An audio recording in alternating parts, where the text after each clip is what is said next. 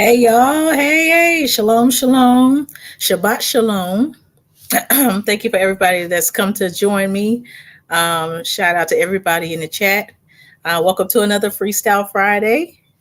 Last week we had a Freestyle Thursday because there was so much going on that I couldn't even wait until Friday. So we didn't even make it till Friday.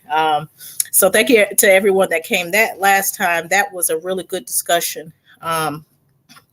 It was it was exciting. It was meaty. It was a good discussion, and yeah, y'all, I had some warfare after that. I had some strange things happening after that conversation. So must have been a good one. Must have been a good one.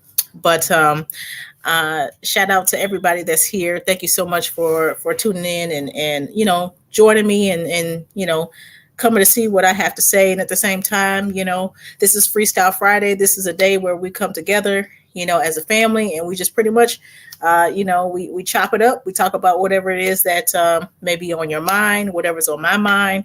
And yeah, you know how we do. So DJ is going to be joining me here in 1 second. He's either getting tea or coffee, one or the other. So I have my tea here. We've been under the weather. It's been a rough week, so we haven't been feeling too well. My voice is still kind of but I got my ginger tea, my honey, and we're good to go. We're good to go. So what I'm going to do here is what I typically do on Freestyle Fridays is I'll open it up. So I just want to say this really quickly before I do open it up. If you want to come on, don't be shy. Don't be shy. Come on now, because this isn't a typical thing for me. This isn't something that I saw myself doing. This isn't as far as being a musician or an MC. Used to getting up. It's been a long time, y'all. It's been a really long time since having all of our children. We haven't performed in a long time, in years. But I don't know. It's kind of rekindling that, but it's feeling a little newish to me too. You know what I mean? Because it's been a long time since I've spoken in front of anyone, and so don't be shy. Your everybody's opinion, like I always say, everybody's opinion matters. Whatever you want to contribute, you can contribute. You don't have to be, you don't have to know a bunch. You don't, it doesn't matter. You know what I mean? It's not. I'm just a ordinary person, just like you're an ordinary person. It's like we're ordinary people. We're family. We just come together to chop it up. So if you want to come on, come on. You know what I mean? Don't be shy. All right. So I'm gonna go ahead and open this up really quickly. And y'all know it takes me a second to do this here, but we're gonna get it done. All right. I hope everybody's had a good day. Shabbat shalom again to everybody coming in. Hope you had a good day today. Hope it was positive. Let me see what I want to do here. I managed to get my meal cooked for tomorrow night, right? Which, typically it's hard for me to do because, we are such a big family. And so, trying to cook for today and tomorrow, it's a bit difficult. We do our best, you know what I mean? And so I actually managed to get it done. So I'm pretty excited about that. And did the typical today, the kids' schoolwork or children's schoolwork. I'm trying to get out of the habit of using kid, you know what I mean? Because we are not, our children are not kids, but let's see here. All right, boom. Typical, got through with my children's homeschooling. Got my cleaning done, got my meals cooked, you know what I mean? So I'm gonna go ahead and pin this here.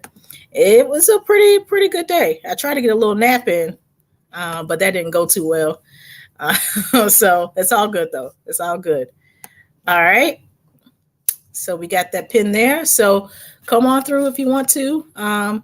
And I'll wait a couple of seconds and then, oh. Here's the hubby. Hey. Shalom, family. Shalom. Y'all doing? How y'all doing tonight? Come to join. We had See everybody. We had a it was pretty It was pretty intense just now. I had to push it back 5 minutes. It was pretty intense trying to get everybody everybody in the bed, you know what I mean? So that we can get on. So we actually managed to do that as well. Teamwork makes the dream work. You know what I mean? So yeah. I'm gonna make sure that's pinned. Can you make sure that's pinned for me, sweetheart? Thank you. I mean, if you pin it. I think I pinned it, right? I think I did. Shabbat shalom, Shabbat shalom. And until I'm pretty sure it's pinned. yeah, well, you're on the wrong way. By it is pinned. Okay, all right. Let's see, Jaden. All right, I think it is. Shabbat shalom, brother Jaden. How you doing? Shabbat shalom, Sister Brandy, brother DJ. How's it going? Shalom. This lovely Friday evening. It's going well. You know, we're blessed to be here. You know, just happy we got the children in bed on time so we could actually make it down here. You know, how was your day? Right on. Day was pretty good. Not a whole lot of madness going on. Fortunately, I'm blessed that I can kind of work virtually as well as in the office. So that's one of the perks of my particular job. But usually Fridays I'm just kind of hanging at the house and taking care of things around the house. But yeah, this is like pretty much the highlight of my day coming on here and stuff. Right on. Appreciate that. It's so funny. It's like I've learned, I've experienced this in the awakening where, like, before I was fully awake, I would be the type to go to the usual, like, church gatherings. If they had like a game night or if they had some kind of worship thing going on, I'd be get on my little clothes and go and do that. But it's like the more I've learned, the more the Most High has kind of led me into this knowledge in the awakening. It's like those events just don't have the same flavor anymore. And it's like I just feel more like an odd man out in those cases, because it's like those places, even though it's like they claim to mean well, but they are not trying to teach even the Gentiles about the truth of the word, right? Let alone letting them know who the real people of the book are. Right. So it's just I'm at a point now where it's just like almost I can't really stomach all that stuff, I gotta do my own thing. I feel you on that, because it almost, like, when I think about it, it's like I feel like I'm lying. Like if I go sit amongst them because it's, in a sense, if they don't know what's going on in a sense of who we are and everything, it's like you go amongst them and then you kind of play into their mind state. So, Jesus is going to come back, and you're like, oh yeah, you kind of stay on the surface with them. And so essentially it makes me feel like I'm being dishonest. I'm not being my real self. If I go into, one of these churches, or we go to church, like we had to stop because it just was not, like you said, it wasn't feeling right in your stomach. Like it was twisting us to, and it didn't matter what church we tried to go to. It was like we couldn't take it, Exactly. Yeah, we were on a long journey of churches. Yeah. In the past 6-7 years, just about 6 years, just about, we have went from church to church, literally. And we've made some good connections. We've made some great friends, some extended family. But as a whole, our like I said before, like it's like we went there. Sometimes we would just go there just so people can see us, Right, and not necessarily to get edified. And the fellowship was sometimes just kind of I don't know, surface level. It's surface level. Once we find out who we were, though, that was the icing on the cake, because we were going from church to church trying to find a church home before we knew who we were. But once we found out who we were, it was like, okay, that's why we can't fit in anywhere. It's a done deal. We might all right. Well, now we know why. Okay, I guess we just right. Fellowship still. Right. And it's like this truth, at least for me in my life, it's kind of made sense the church journey for myself and my mother and sister, because like when my sister and I were really young, we were kind of like, my family were kind of like corporate vagabonds, so to speak, because my dad would take like different jobs, and we would move a lot. And so it seemed like after like around like the early 90s or so, and we were doing the moving, every church that we tried, like in any place we were at a given time, it never gelled for us, and we never really understood why. And given that we were moving so much, my mom had to kind of take on the responsibility of homeschooling us, right? Assuming that she would find us a stable place to stick around and find a real public school, but that just never happened. And she always wondered, well, I hope I'm not holding them back academically, and stuff like that. I don't know, why we can't find a good school or a good church and whatnot.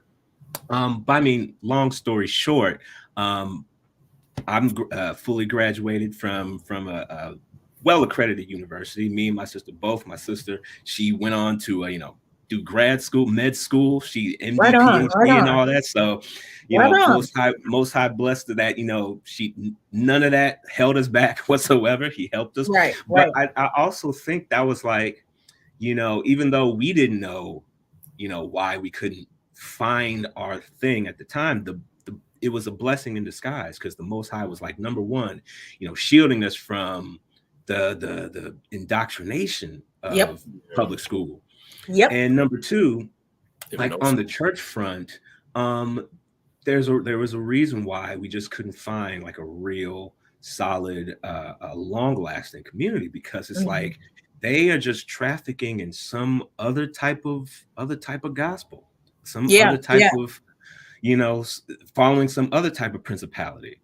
And and we just and when this knowledge, this awakening hit, it was like, thank you, Father. You knew exactly what you were doing. Even all the years that we were going through this questioning, you knew what you were doing to preserve your set apart people. And it's absolutely, like, the Most High is a genius. That's all I can say. Yeah, absolutely. Yeah, he is. And the funny thing is that I went through the moving around too, because I hate to even call him my dad, but my dad, he worked for the federal prison system. So he would get promoted. So we went from North Carolina, he got promoted, and then we moved straight from North Carolina to California. And then he got promoted again, and then we ended up in Illinois. And so we would stay somewhere for like 18 months, just long enough for him to get his foot in the door, and then, put in for a promotion, and then we would move elsewhere. And so it was hard to make connections too. We still did go to the public schools. It probably would have been better to, well, our whole situation was messed up anyway, but it's a good thing that your mom homeschooled you, because like we homeschool our children, and we feel like it preserves their personality, and they're not influenced by anything. Therefore, their identity. So therefore they're growing they're growing into who they are, and not who their peers say they should be. You know what I mean? And plus all the crap that's in these schools nowadays. I mean, sometimes I get overwhelmed. I'm like, man, I wish I could find a school that I could put them in, but we're like, there is no way we can put them in a school in Babylon. There's absolutely no way. Way. Funny thing, I was talking about you, believe it or not.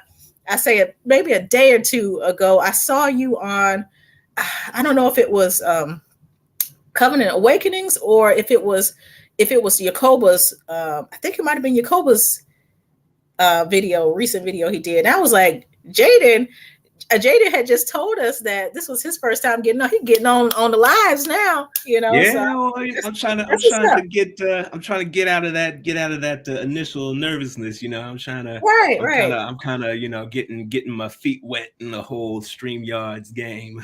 Right. Well, I definitely appreciate you coming on. And look, if anybody wants to come through, come on. You know what I mean? Don't be shy. I figured the best first step I do is fix my avatar, like Yakoba, and they got like the Boondocks thing. So I want to stay in that. Magnificent. Look, I haven't figured out how to fix my avatar yet. I'm not into. He can do that for me. He bought me a phone. What was it? He bought me a phone yesterday, and today he was like, "Are you going to change your your background, your screensaver?" I was like, "I don't do that." Look at you talking about right. He was like, "I'm changing your screensaver right now." He said, "Because it's ugly." So I don't even care. You got a good husband. Yeah. I ain't gonna let it go out like that. Yeah. I don't know. He's awesome. I don't know what it is with me and phones, but I destroy phones. My phone looked like my last phone looked like Bruce Lee's chest in what was that? Might have been Into the Dragon. Look, it looked so bad. He was like, I got to do something about this. So. Man, I got like the little Android joint, and I got like a screen protector on it, but it's getting all cracked and stuff. I'm gonna have to replace it. But I just I ain't the iPhone type, honestly, because that stuff is just too expensive. Like I got one of them the little joints you get at Walmart with the little box. It works. It's me. It works. Whatever works. Right. I mean, hey, you can make calls, you can access the internet, you're good to go. You know what I mean? But there was something that I wanted to talk about first of all, I wanted to show something really quickly while we're waiting for others to join in. Give me Don't 1 second. Shy, y'all. I know. Come through. I'm about to start. Look, about to start kicking some rhymes in a second. Y'all get on here now. All right. Let me see. So, excuse me. Getting over this, whatever this is going on around here. But there was something that we wanted to talk about. And the funny thing is that I saw this right before. Excuse me, y'all. We're getting ready to come on. Yeah. Here, so I'm going to stop that. I got honey in my tea, but it's not. Yeah, I want to share the screen really quickly. You need some water. I might. I mean, I have this ginger tea, but it's my throat is itching. Okay, all right. I'm getting ready to share the screen, y'all. Hold on.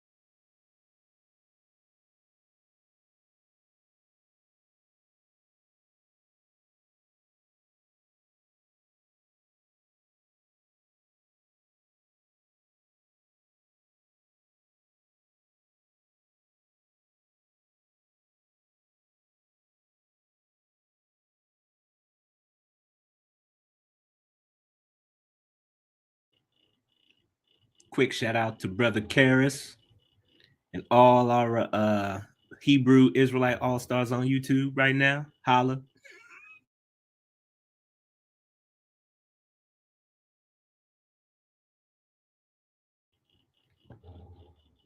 Looks like they are showing the number twos, Sister Brandy. Like some of them can't hear.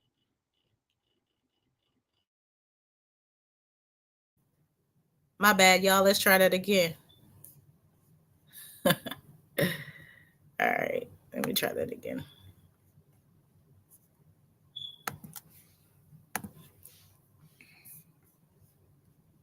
Here, let me come out. See, I'm working it out, y'all. Working it out. Here, let me see. This is why I need I need Mr. IT man down here. All right. Let me see.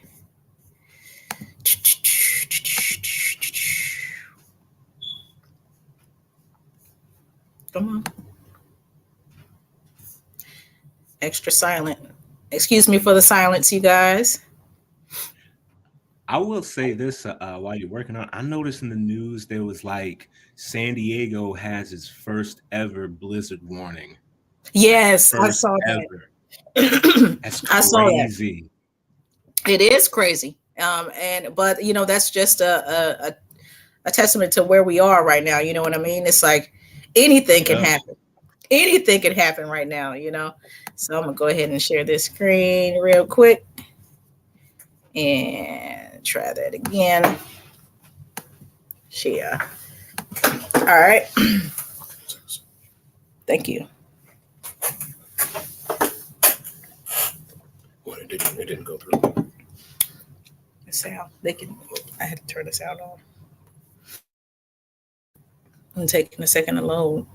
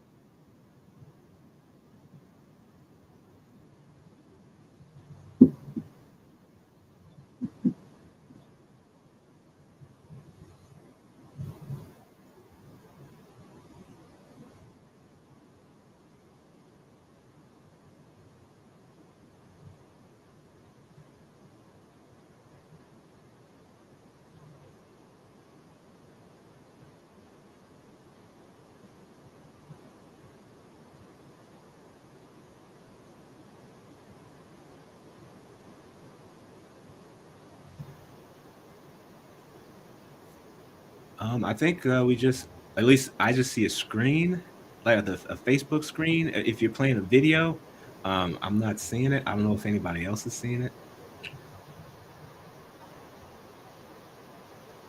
The page, and did it not stream? Did it not work? No, I'm just seeing like your Facebook page, and it's not.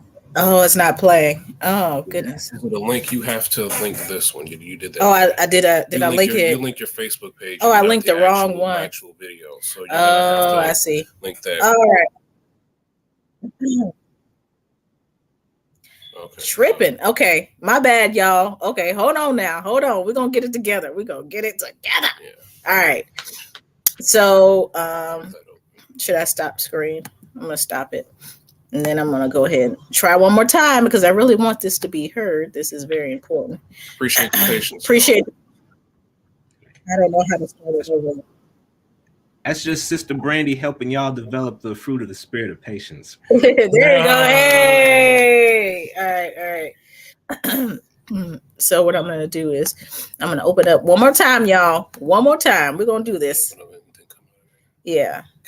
Okay. We'll come out. Okay. Boom. All right. What do they say? The third time's a charm, right? All right. Okay. No, my bad. It is. All right. Here we go. Here we go.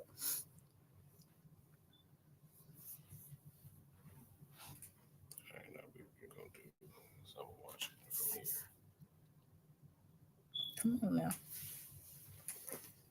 As to the origin of the present Jews in Palestine, he states that those Jews derived from Eastern Europe, and many, many of the Jews that today live in the reconstituted state of Israel come from Eastern Europe, are not descendants of the Judeans or the lost tribes of Israel, but rather descendants of the Khazars. Who are they? They were a nation most people do not even know of. He writes, the so-called self-styled Jews in Eastern Europe in modern history cannot legitimately point to a single ancient ancestor who ever set even a foot on the soil of Palestine in the era of Bible history. Research also revealed that the so-called or self-styled Jews in Eastern Europe were never Semites, are not Semites now, nor can they ever be regarded as Semites at any future time by any stretch of the imagination. What secret, mysterious power has been able for countless generations to keep the origin and the history of the Khazars and the Khazar kingdom out of the history textbooks? Did you ever learn about it at school? I never learned about it. And out of classroom courses in history throughout the world, the origin and the history of Khazars and the Khazar kingdom are certainly incontestable historical facts. You have to do some cross-checking. Even the Jewish Encyclopedia is quite explicit about it. Right. Boom. All right, we got it. And so that's what I was trying to get across. You know what I mean? No wonder he got canceled by the Seventh-day Adventist Church. He sure did. But something we were talking about earlier is DJ and I is the fact that we're in the midst of a lot going on right now, and there are. Of course, the scriptures talk about how we're going to be gathered as a nation and we're going to come out of these lands, and then the Most High is going to destroy Babylon.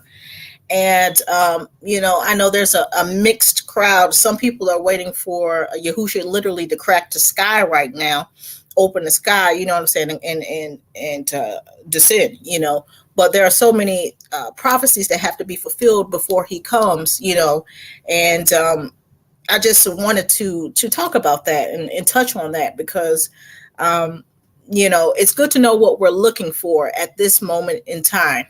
And something that DJ and I were talking about is the fact that the powers that should not be and the people that set these that essentially is ruling the world right now, they know what prophecies are to be fulfilled.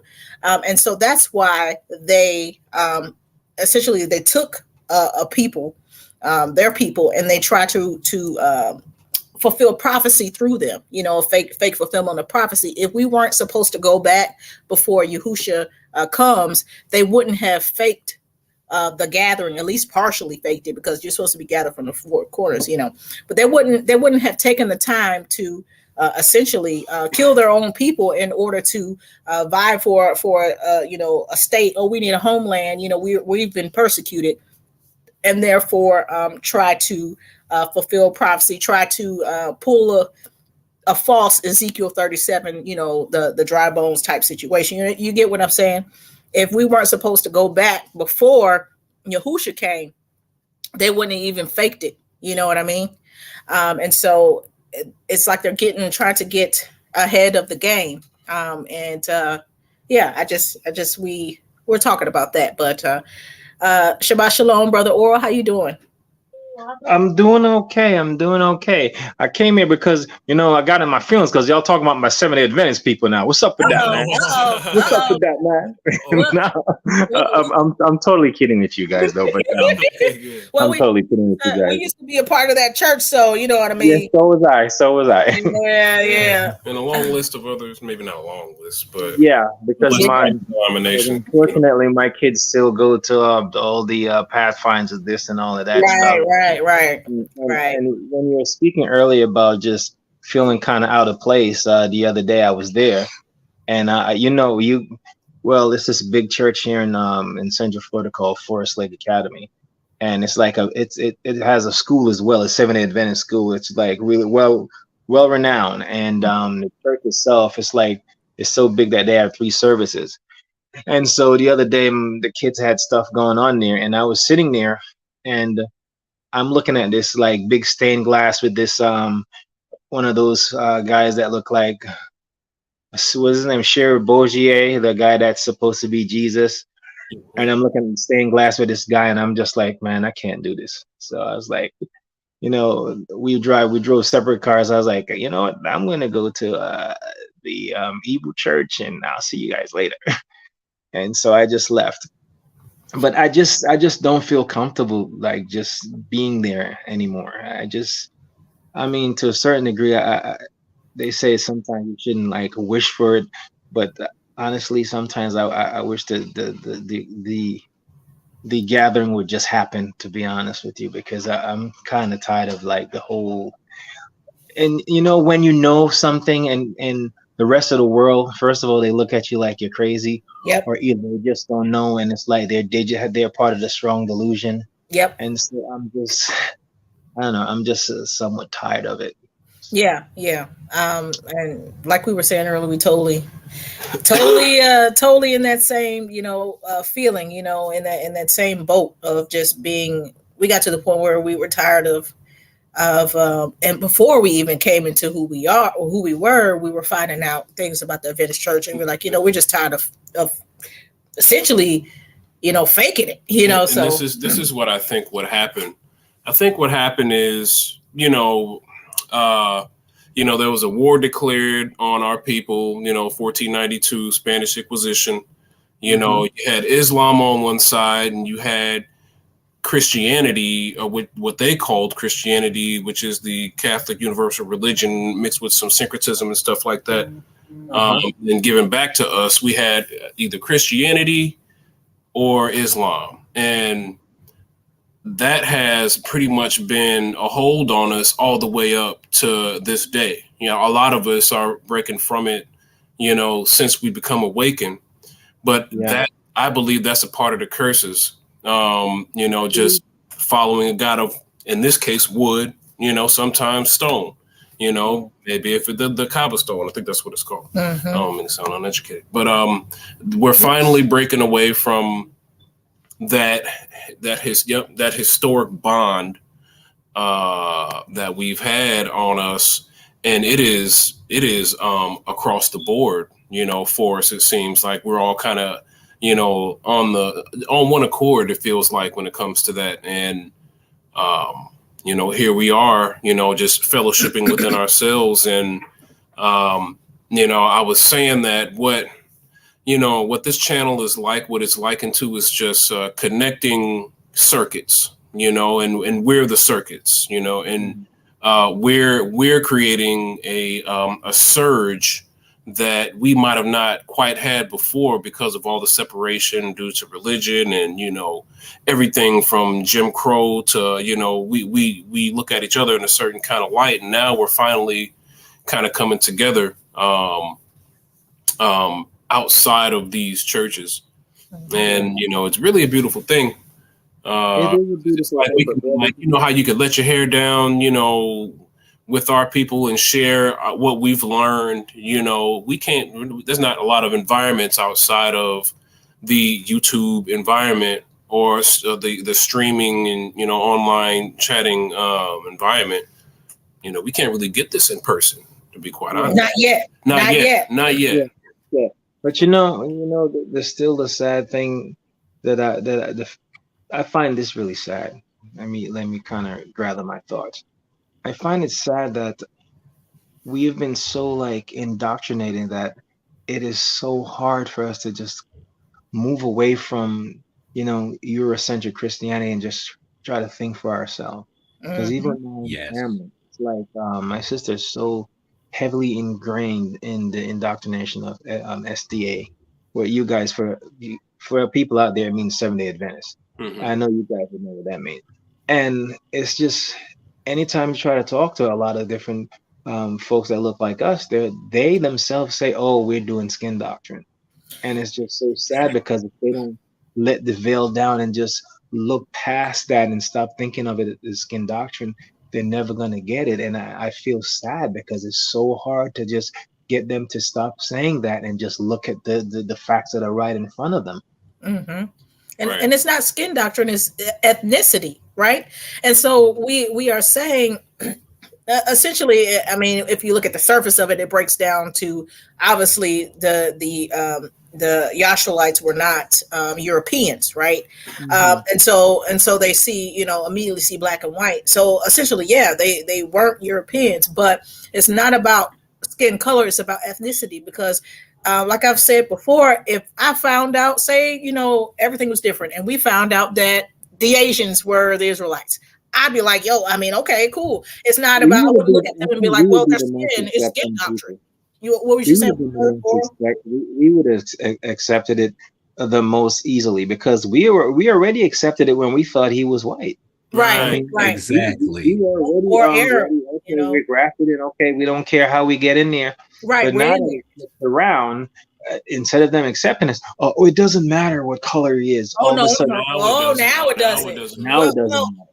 Oh, if it didn't matter, then why did they change his complexion when they conquered all the countries around the world in Africa and Australia? Yes. It's like, even like when they're talking about Australia, the people they took in captivity look like us. The Melanesians look like us.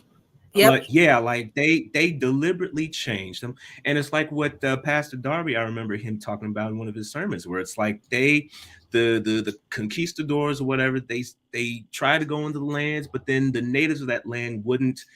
Or it was, I think it was the conquistadors were like, oh, I hope I'm getting this right. What he said, it was basically that they weren't going to go into a land where the gods or the image of Christ looked like the natives, so they had to go change the makeup, so that way that could convince the natives into thinking that they were like Christ because they shared the same skin color. If that makes sense. But, so it was absolutely a strategical. It was a diabolical, totally twisted. And so, like you said, if it didn't matter, then you wouldn't.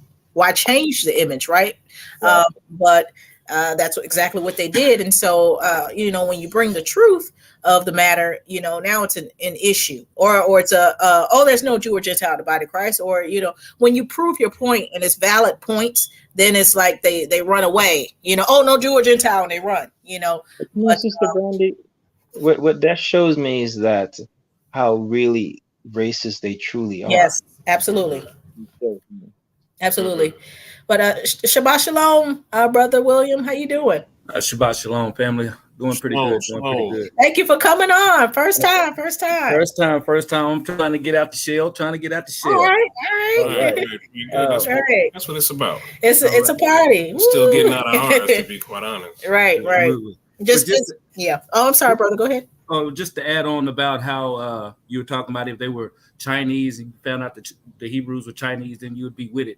But, Karis was touching on something this morning in Jeremiah 30, which, I love that chapter. Mm-hmm.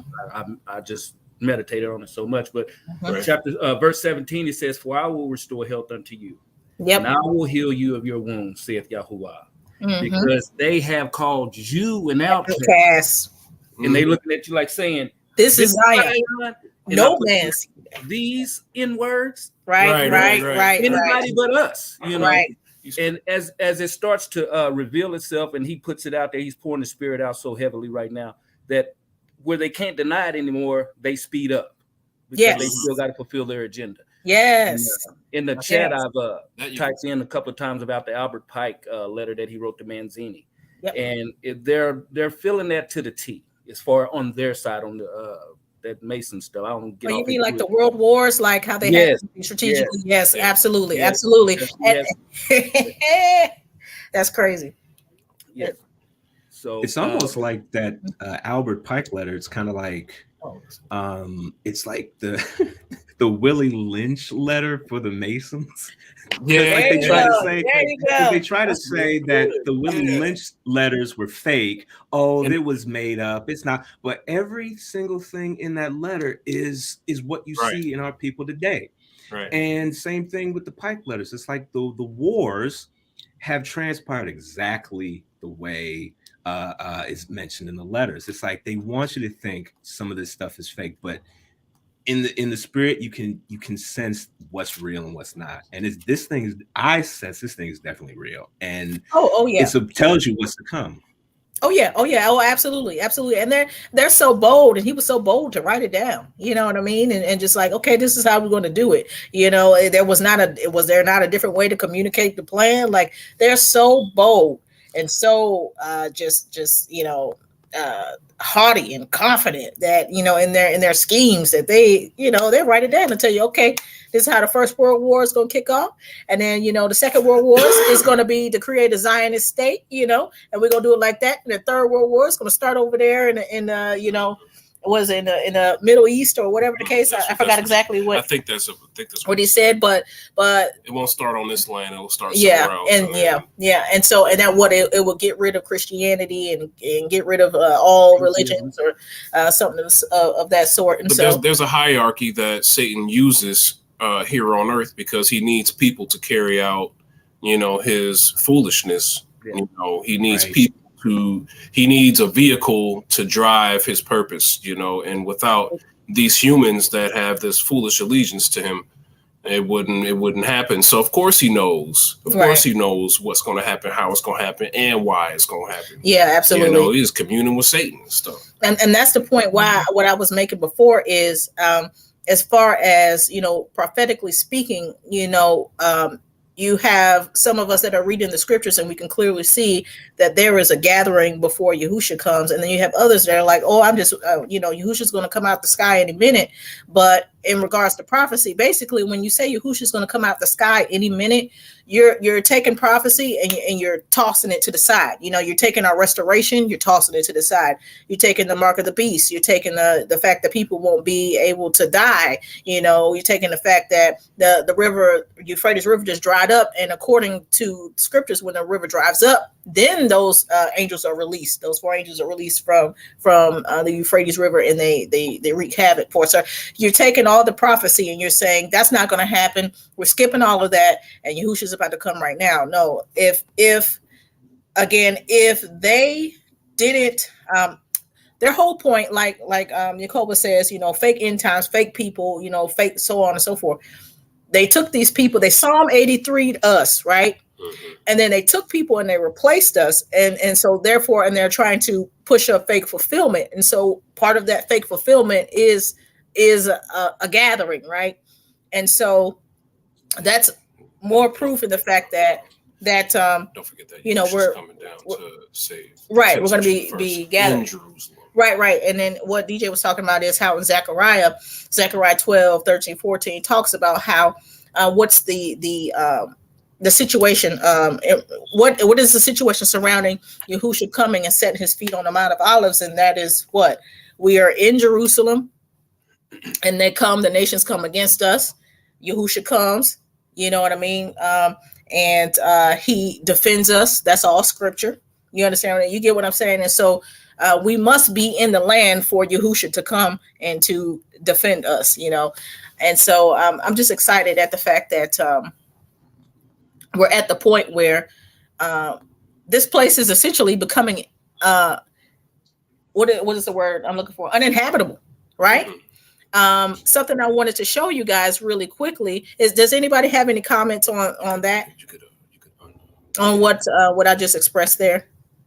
I think going back. Oh, I'm sorry. Go ahead. I'm sorry. No, go ahead. I'm sorry. I was just going to say, very quickly, kind of tying into what you were just talking about in terms of the timeline of events. I think about, again, the Pike letters and what he mentioned, what the final battle is going to be, like, quote unquote, political, you know, Zionism versus the Muslim world. And to me, that always said like something crucial is going to have to happen to that so-called state of, you know, of Israel, or what people think is Israel. Like, that's going to have to be shaken, and that people's foundational understanding of what and who Israel is has to be broken somehow. And that's before, again, Yahusha comes to crack the sky. So it's going to be something on the political front, I think, that's going to really shock people and force them to reckon with the truth. That's what I'm saying. Right. And you know, something that we were talking about also, and I'm in agreement with you on what you just said there, Brother Jaden. But you know, the scriptures talk about in Isaiah how you know, one will become 1,000, or I want to look up that scripture because I don't want to quote wrong, but basically, you know, we are going to be once the Most High brings us back, that we are going to be multiplying again. And, you know, it talks about how if a man dies at 100, it would be as if a child died, and that person that dies at 100 will be considered accursed. Well, we know that when Yahusha comes, right, and those that are under the blood, we get glorified bodies. So one, we're not. I don't want to use such a right. I was going to say mating, but one, we're not multiplying when he comes, because in the resurrection, we're like the angels, right? We don't marry. So one, we are not marrying and multiplying, and two, if you have that glorified body, you are eternal. So therefore, there is no one dying at 100. And so these are just all things that I just wanted to touch on really quickly, so that people understand that we really are looking for a gathering right now, and not maybe sometime far off, or maybe we're just waiting for the second coming, and we're just gonna stay here, and that's going to be the case. But we are waiting on, we have the ability to read scripture and to read it for what it says, right? And so therefore, I just want to encourage everyone and let them know that we are leaving this land. This land is 2 steps away from becoming a waste heap, you know what I mean? And so that's all I wanted to say. Does Brother William, Brother Oral, do you want to say anything in regards to that? Yay or nay? We're open. We just discussing. I'm in total agreement. No. I'm with you on that. You can move on. Okay. So I just wanted to show something really, really quickly in regards to this place becoming a ruinous heap, and the things that have been happening over this last week or so, as far as these derailments. Like Brother Oral, you said that they were orchestrated, that essentially you believe that this place has already been invaded in a sense, you know what I mean, that they had begun an operation, Yes. I don't know if you guys saw this, but just want to show this to, I'm sorry. I will say this real fast. Did you see the thing Minister Yakova showed about the Russians and the Chinese coming across the border? Yes. Yep. So that further concrete what I was saying before. Absolutely. And they didn't look like they were hungry and hunched over like, oh, help me. They coming in, they look like they on a mission. Some of especially some of the Asians, they look like, why are you trying to talk to me? They look like they wanted to snap the guy's head off from even talking to them. Yeah, and I don't know if you've ever looked into the eyes of a crazy person, but you can look into someone's eyes and tell when they're gone. You know what I mean? Don't look too close. Right. It's not even that they look like they're gone. They look like they're on a mission, and they look like they're trained to kill. They'll kill you. When you look in their eyes, they look like they're ready to do their mission like yesterday. Right. Absolutely. Right, I totally agree. Right. And I know we're just throwing some ideas. I find it so funny that every time one of these explosions or derailment happens, they always say they don't know who did it. Now we know who controls the media and the flow of information generally, as far as the major, networks are. We know who those specific people are. Mm-hmm. Now, why would they, if they really were trying to figure out who did this, we would know. But they're not trying to let anybody know who's doing these things. And I think that this place has been deeply compromised already, and that these are just implosions, and no one wants to give any information about it because they don't want their plan to crumble, whatever it is, even though it's already crumbled. But I don't know how truthful this is, but they said that the reason why the media hasn't really picked up on it as much is because the major networks, they are heavily invested in the railroads. And so they don't want to see their best interest or their bottom dollar fall in the stock market. So they've been trying to keep a lid on it. It's only after other people started reporting it, then they kind of picked up the story. Right. And someone did a report and showed that they are heavily invested in the railroad. Interesting. And I think with that also, if you're looking at the shady side of Babylon and how they will, kill their own people, I feel like they don't want anyone to alert it, because if they have a plan to say take a good portion of the population out, they don't want you too alarmed, and so they're kind of hush on it. That's kind of course. Look at the sports and everything. They just keep going as usual. Look how they were hyping up the Super Bowl and all of which I didn't watch this one. No, me either. Right, yeah. I had to ask about who won the next day. Shabbat Shalom, General Warman. How you doing? Good. Shabbat Shalom. It's been a long time. Shalom. Yeah, I thought you was about to bust a rhyme. I heard that little I was like, oh snap! Right, I might now. I might kick something real quick now. But it's good to have you on. Good to have you on. Is there anything that you would like to add to what it is we're discussing right now before I pull up the situation I want to show you guys? No, you can go ahead. I'll jump in later. I'm just wanted to get on. All right, right on. So good to have you. Well, Brother Oro, I want to support your theory, right? It's not. I don't think it's a theory. I think it's a fact. So let's support that theory / fact really quickly. Let me show you something. Did you combine it? You said theory and fact.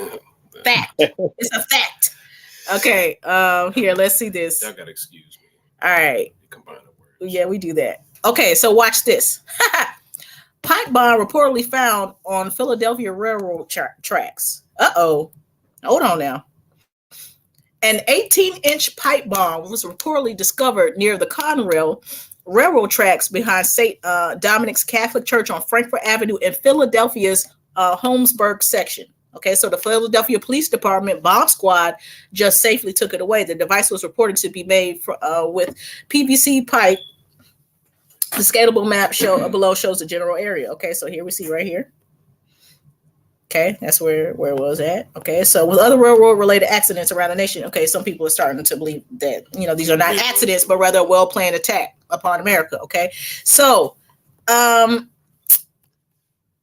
you're trying to tell me that you found an 18-inch pipe bomb on the railroad tracks, right? That's pretty big. Yes, but this is the thing. Does this not support what it is that you were saying, Brother Oral, that these things are being laid. They're blowing these trains up, Yeah. I think it's going to become more frequent. I think you're going to start seeing more and more of these things. Honestly, I am surprised that we haven't had a major either a cyber attack or a power outage, because we had little mini ones.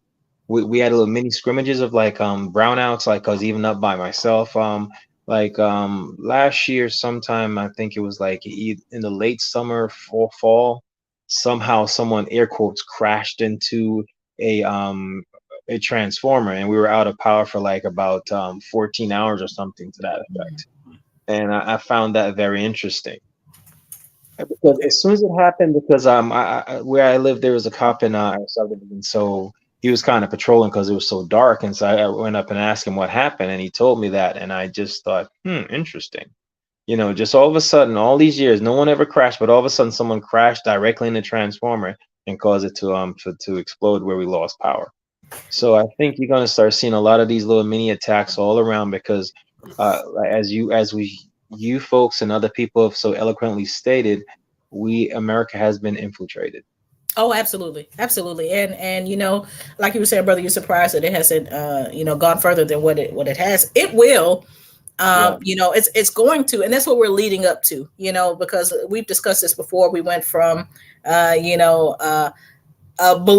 to unidentified objects to trains being blown up, chemical sabotage, not chemical spills, to we're climbing the ladder.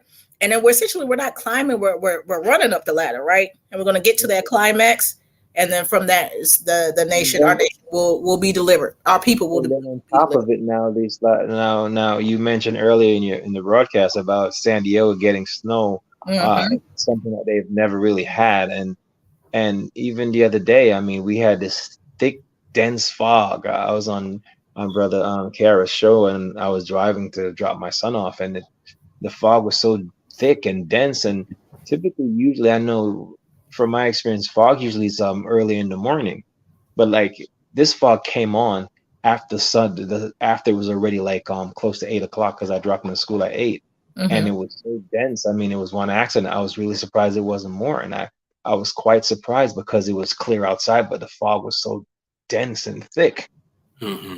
So I find that interesting. And then the whole Northeast or part of the North, I guess it's Northwest, that's going to be experiencing that heavy snow blizzard that's coming on right now. Yeah.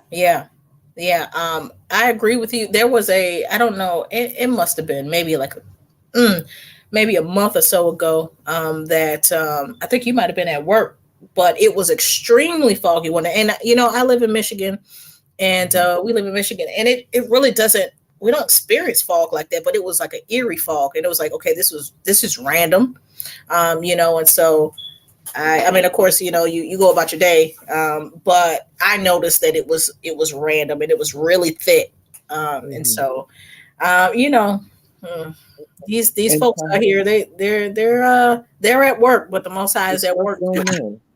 And here's the other kicker. Just kind of, and I'll just touch on this real brief, and then I'll let you move on to wherever you need to go. But I usually get up and I run, and I get up at 5, and by the time I got out, it was like close to 6, so it was still dark. And when I was running, no fog. By the time the sun comes up, when it's time to take my son, it's this thick fog. So I just found that kind of weird, because usually when it's foggy like in the morning, like not early time when it's not supposed to be foggy. I just never seen what I've seen in from my experience, and I could be wrong, but typically fog, it stays and it lingers, and sometimes it hits the morning. But this fog, like I said, when I was out running, it wasn't there, and then it just came on when the morning came on. So that's why I thought it was kind of odd. I guess manufactured. I don't want to speculate too heavily, but I just found it kind of odd. I'll leave it at that. Right here. Like, let's not go all the way there. Right. No, let's do it. There's a lot of stuff happening. I think a lot of stuff just doesn't get reported, because you look at a lot of those truther channels, like the train wrecks are like even more than what they show. And they're like they're piling up. So they only put on what they really want you to know. But it's so much more going on, between the trucks turning over, between the trains derailing. Like, you can pick them up here and there, and then you start to realize, oh, it's more than what they're putting out. Like, it's a lot more going on. Right. Our brother just said harp, and that's something that a lot of we don't hear much about anymore, but it's true. Yeah.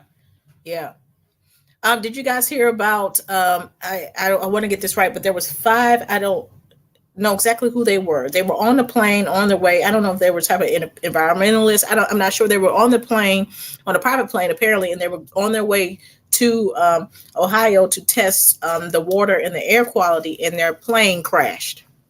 Whoa! Did they survive? Did you? Oh no, they're gone. They're passed. And I could try to find that out. There was like 5. I'm calling them environmentalists, but I could be wrong. So forgive me if I'm wrong. But they were official people that were going to test the water and the air quality in Ohio. They were on their way. I think their plane took off at like 11:45, and then it crashed around 12:15. But the funny thing is that the person that reported on this said that they only went a mile. Now, how do you only go a mile in 30 minutes in a plane? Something's not right about that. So, not that we're aviation experts, but that does sound kind of strange. It does sound strange. So, they'll do essentially, if, like I was stating before in the last our Freestyle Thursday we did, if it's killing livestock and it's killing fish and frogs and so on and so forth, you got to know that there are people that are passing. You got to know, you know what I mean, that people are not making it. That's a canary in the coal mine right there. Yeah, and so, but they're not going to report that. Essentially, it's just twisted. It's very twisted. Very twisted. Well, like I seen in the comments, it's sacrifice, and it's something that's easy for them. We know that for a fact. Yeah. Oh yeah. They'll do it. They'll do it to their own. They'll do it to anyone. It just makes me wonder, like, what are they, what are they really like? What are they composed of? Because this is not, it's not normal things that normal humans do. I'm just saying. So, but Brother William, is there anything that you would like to touch on, or Brother Jaden, General Warman? Well, the only thing I would say is because I watch the weather a lot, staying in Oklahoma, we get the crazy weather. Just seeing how abnormal the weather patterns have been over the last couple of years. Tornadoes in December, January, just like you would have them in March and April here in Oklahoma or in Tornado Alley. And just seeing how things are just happening so fast all at once. It's like if you can't see it at this point, it's because you don't want to. Right. That's just it's kind of mind-boggling. I have family members and friends that I try to talk to on a continual basis, and they just always give me the Spock eye. Like, hey, yeah, back up, bro. We don't want to hear that. So I just don't understand what it. I mean, essentially, I do. Oh, I'm sorry. Go ahead, brother. Okay. It's just a strong delusion.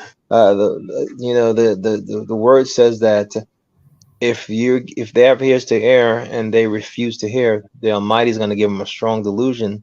It's going to be so strong they're not going to be able to help themselves and hear the truth anymore. So in some cases, I just believe that when I see people that are just so stiff-necked and refuse, I just believe that they're under the strong delusion. So it's kind of like when the Most High hardened Pharaoh's heart, so it's nothing they can do about it. Right. Yeah, no, absolutely. And I 100% agree with that. It's and if that strong delusion is coming from the Most High, you can forget it. You know what I mean? Like, you won't shake it. Right. But it's mind-boggling and it baffles me because I'm not in that delusion. So I can't see how people could be in that delusion. You know what I mean? But it's from the Most High, so. I mean, to me, it's like even us being a people, it's so plain to me. And it's just because I've been awakened and I'm like, wow, how could they just not see it? And then every time I ask myself that question, this little voice reminds me, perhaps they're under the strong delusion. And I just leave it alone. Because because I used to just wrestle with them because I'm like, how could you not see this? It's right there. I mean, because it says the first shall be last and the last shall be first. Look around. Who is oppressed more than we are? And yet still, oh no, you guys, anybody but you people can be the people. Right. Yeah, well, we're coming to a point where you won't be able to say that because the Most High is going to make it known to all, and it's going to come down to a decision. Now it's going to be like, okay, now you know the truth. Now what are you going to do? Are you going to Zechariah, 8:23? You're going to take hold of one that is a Yahudim and cling to them, or are you going to say, you know what, I ain't following them nowhere? You know what I mean? You're going to have one or the other, and so I look forward to that day. And that day is fast approaching with everything that is occurring. We know, first coming into the awakening is like, and reading the scripture, you're like, okay, all right, I'm trying to learn how to trust myself, my ability to just read the scriptures for what they say, and like, okay, it looks like it's going this way. Okay, I think so, and and then it starts taking off, and you're like, oh, okay, it's going. Okay, I understand. I read that right. So we're at that point where everything that the Most High said He would do, He's doing. When He said He was going to judge, He's doing it. We hit our 400 years, and the conversation about reparations blew up. And it has transformed into people like California and other states are trying to put together some sort of committees and stuff to discuss it and figure it out. And, that happened when we hit our 400 years, y'all. You know what I mean? They weren't serious about this before then. It's just a coincidence, Brandon. Right. Just a coincidence. Right. And now it blows up. So we see the judgment, and then we see the great substance being, it's looming. You know what I mean? Like the talk of it and such, and that great substance may end up being something other than fiat currency or whatever the case. But they're talking about it, and they're not only talking about it, they're making moves in certain states to put their feet toward it. But the thing is that we won't be receiving that in this land, as in we receive it and we sit here. We're not sitting here with our great substance, the judgment, the great substance. We leave with that, right? And so I'm pretty excited. It's pretty surreal, I think about that passage, and I think it's Wisdom of Solomon, where it talks about the strangeness of his salvation, meaning Israel. It's like they're not, from my experience, they're not playing. When it says strangeness, the Most High means it, because it's like the way he works in like completely unpredictable ways, very strange ways to us. Because I'm struck at like seeing like on the subject of reparations, like a report talking about Japanese Americans fighting for Black reparations. I'm like, that was huge. It was like 70 different organizations. That was the most random thing I ever seen. And they compiled a letter and sent it in, and they're like, this is prophecy. So whenever somebody says, oh no, y'all aren't the people, oh no way, and it is unfolding, and everything, the Most High is setting it up. He's setting it up, right in front of our faces, right before our eyes. We're in the midst of it, and it's it's amazing. 400 years prophecy. Right. Right. There ain't no 400 year prophecy, though. Barely not, Yeah, but there's no such. Well, sorry, brother. What were you saying? Think about this. Everyone else in this entire world has gotten reparation in some way, shape, or form, except people that's been in captivity the longest. The natives, they've been around. Their captivity and their stress, and I'm not downplaying it, but theirs wasn't 400 years, and they got reparations. The Japanese got reparations. I mean, we're the only people. No reparations for us. Man, that's how slave owners had reparations. Right? Yes, they did. Yes, they did. For lost property. Right. So and like Brother Jada was talking about how the Most High he does work in a strange way, strange to us, and it's DJ said this before. It's poetic. You take the, our plight and our fall, and then our build that's happening, and that's gonna come. It's poetic. The Most High will take the lowest of the low, and he'll bring it up and exalt it. And so that's why the Wisdom of Solomon, they're like, those who sometimes we had in derision, and we accounted their end to be of I forgot what it was, what he said, of no honor, or you know what I mean, like they're going to be baffled at the fact that we are the people. But essentially it's poetic. It's like even the judgment itself is poetic. There's things, I mean, and I don't like seeing anyone get hurt or killed or anything like that. But if you think about the captivity that's coming on these nations, they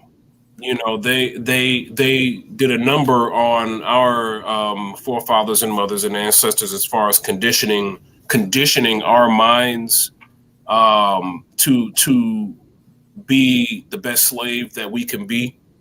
But in this future captivity, they're going, looks like they're going into a whole virtual world, to the point where you won't even have control of your body, probably be sitting in a pod somewhere, not to mention, the mark of the beast, as we see the ingredients of it being put together. That's a captivity on another level. And like a technological captivity, that right there is the Matrix, alive and well. That's the Matrix right there you just described, man. And this virtual reality, that's exactly what it's gonna be for them. That's scary, And essentially, you're not going to have control of your own mind. See, our people, at least they had control of their mind. They had the ability to think. Yes, there was a lot of indoctrinating. There was a lot of oppression, but they had their mind. So when you get to a point where you can't think, and that's why, you take that mark, whatever that insertion, whatever the case is, you're not going to have your own mind anymore. And that's why you won't be able to be saved. You know what I mean? It's not, and this is a personal opinion of mine, that is not, you took I had someone tell me that they thought it was going to be a physical 666 on people's forehead, like you got stamped or something. No, it's deeper than that. You know what I mean. You're not going to have your own mind. That's a captivity that surpasses our captivity. And then on top of that, you're going to be kept into 15-minute cities, and they're going to tell you what you can and can't do, so on and so forth. And so people say, oh, it's getting so bad, it's getting so bad. And but this is the end times. Yes, the end times in the sense of we're about to be the end of our judgment, you know what I mean? And they have judgment that has to take place before Yahushua comes. So people say, oh, it's getting so bad. Well, that's because we see the gearing up of the Gentiles' captivity, right?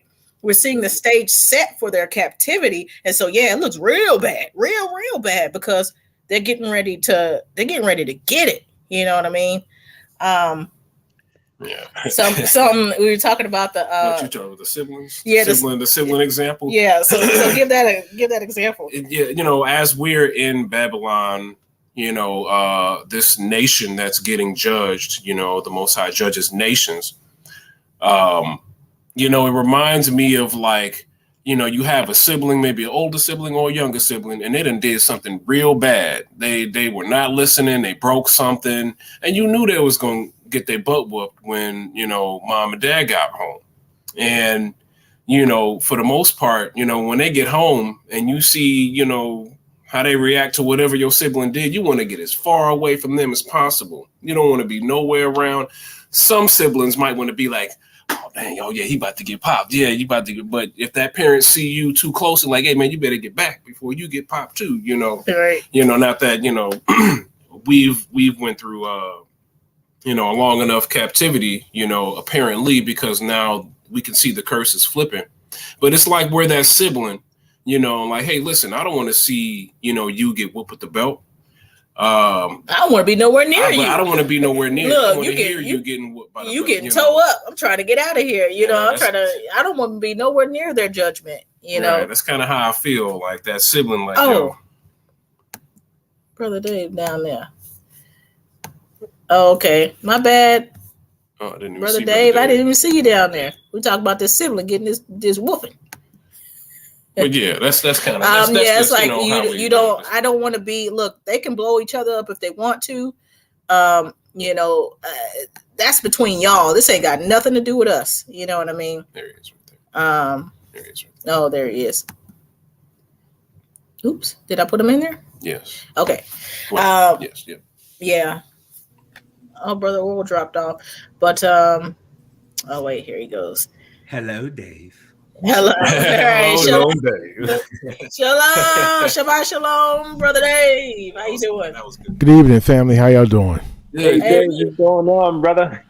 Hey, what's happening? What's up, DJ? Hey, how's it going? I'm here, man. I'm here. Yeah, man. Yeah, man. We here again. Good to have you on. Yeah. Am I overmodulating? No, you it sounds a little loud, but honestly, I don't know how we sound. Right. No, you guys sound great. Everybody sounds pretty good on my end. Okay. All right. Oh, good. So how's your day been, Brother Dave? Not bad. I finished making up the mess that I was made in the kitchen. That's why I didn't get on earlier. Responsible. Huh? Yeah. I had some cleanup to do, and I seen other people came on, so I was like, "Good, that's good." They keep them tied up for a little bit till I finish cleaning up. Right. Yeah. But is there anything that you would like to add, or anything that anyone would like to add, or anything anyone would like to, a topic somebody would like to throw out? This is open floor, so whatever, Yeah, I was reading Ezekiel 20:33 to 35, and the one that got me was the verse 35 when it said, "I will bring you into the wilderness of the people, and there I will plead with you face to face." Like, I was thinking of like Moses, how when he dealt with Moses, how he said that was the only one that he dealt with and the way he dealt with. So I was just thinking like, wow, like in the wilderness we're dealing with him face to face, and I listen to Apostle Curtis sometimes, and I know people follow him, and he had talked about, he had a lot of good ones recently, good teachings.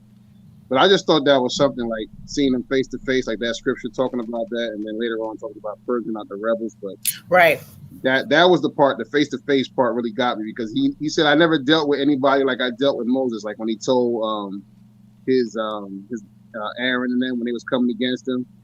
And they was having a lot to say, and how he dealt with them with the leprosy and all that stuff. But dealing with us face to face was just like when I read that, because you go through these scriptures now, and it's like it's totally different now that you have a different perspective.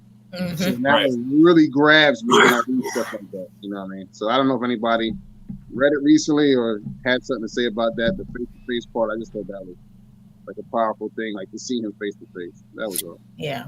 I think that it denotes how special we are to him. You know what I mean? And the fact that when he goes to gather us, it's a whole it's like we're becoming his.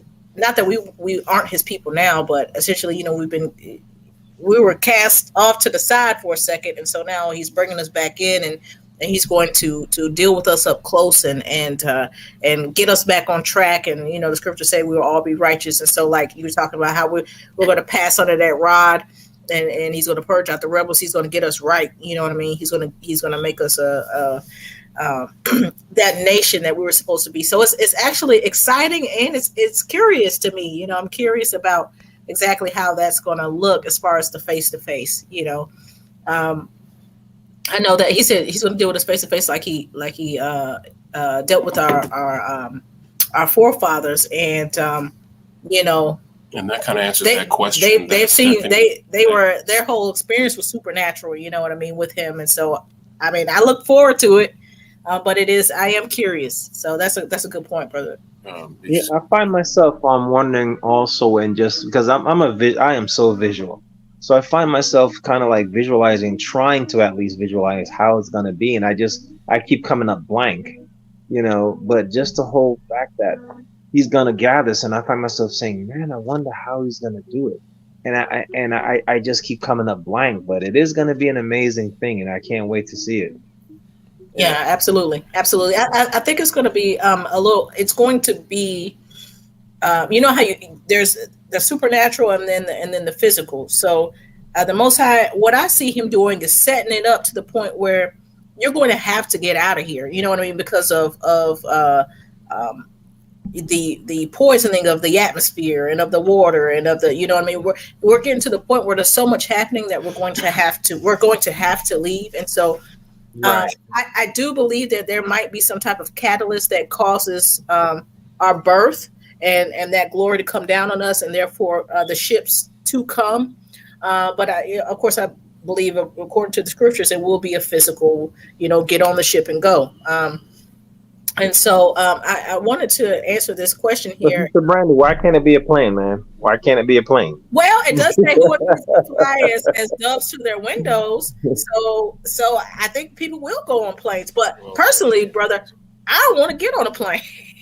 Me either. You know what I mean? Well, and I want to get there fast. I want to get on the plane. Right. All right. Think about this. Let me throw this out at you.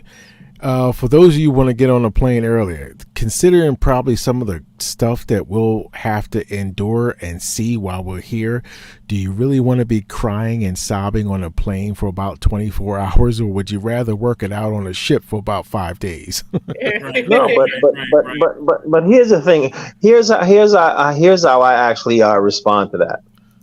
On a plane, you can sleep it off. On a plane, it's not going to be 24 hours. On a plane, it's probably going to be the most 8 or 9 hours. So I could deal with that on a plane versus on a ship. And don't get me wrong, I can do either one because I don't have a problem with water or being in the sky. But I'm just thinking I want to get there sooner rather than later. So that's why I want to do the plane thing. Okay. Yeah. I'm like, take my time.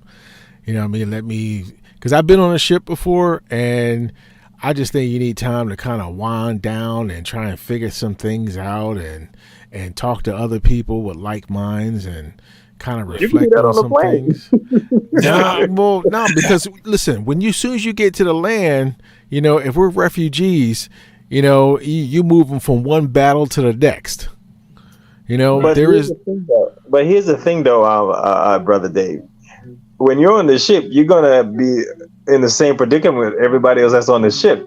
So you're talking to people that's pretty much going there the same time you are, as you are. So you're not really going to get any new information per se, and so you're not going to really have any advantage over someone that's going to get in there sooner rather than later. Because I can have this argument, and I can say, well, the sooner I get there, the sooner I can start setting things up. That's the counter argument I have with that. And I think we're still trying to figure out how this is going to look. But either case, though, it doesn't matter. You know what I mean? There's so many unknowns, and I want to go however the Most High tells me to go. Now the poetic nature behind us arriving here on ships and leaving on ships, I think it sounds consistent. But I'm trying to get off this soil. That's the bottom line, no matter how, even if it's over dry shot or something, right? If we get restored to that capacity, Yeah, and that's why for me, honestly, I'll say this and I'll stop and I'll let someone else speak. I'll just say this real fast. That's why for me, it doesn't matter. I can go either way. But if I have a choice, I would say get there by plane to get there faster. But honestly, I can go either way. Yeah. I can't wait to get there. However, whatever means of transportation. Can't wait to get on that. Touch my feet down on the continent. I've been practicing my dance moves too, though. So I'm like, okay, I'm getting ready. I'm like, I'm about to fit in, y'all. I'm about to fit in. But it's so funny that you mentioned that. Oh no, let somebody else talk. I'll tell you later. No. Go ahead. It's just we mentioned dance, and my cousin's from Germany. She's in what is it? Accra right now, and she was dancing with the natives, and it's like, and she sent me a YouTube video about her dancing with the natives. So that's why when you mentioned dance, it's just kind of funny. And like I said, because I'm visual, I just pictured the video of her that she sent me just like not even 4 hours ago. So I just thought that was kind of funny. Right on. Oh no, somebody says. Well, I want to answer Stephanie's question really quick. She asked if everyone's going to go back, even those that don't believe in Yahusha. I'm going to go back up and just see if I can find it. And if not, but if you're there, sister, I want to answer that really quickly. So I'm going to share the screen real quickly, and we're going to read something together so that you can see with your own eyes, and then you know where to locate it for future reference. If you want to go through and read the whole chapter and everything, I read the whole book.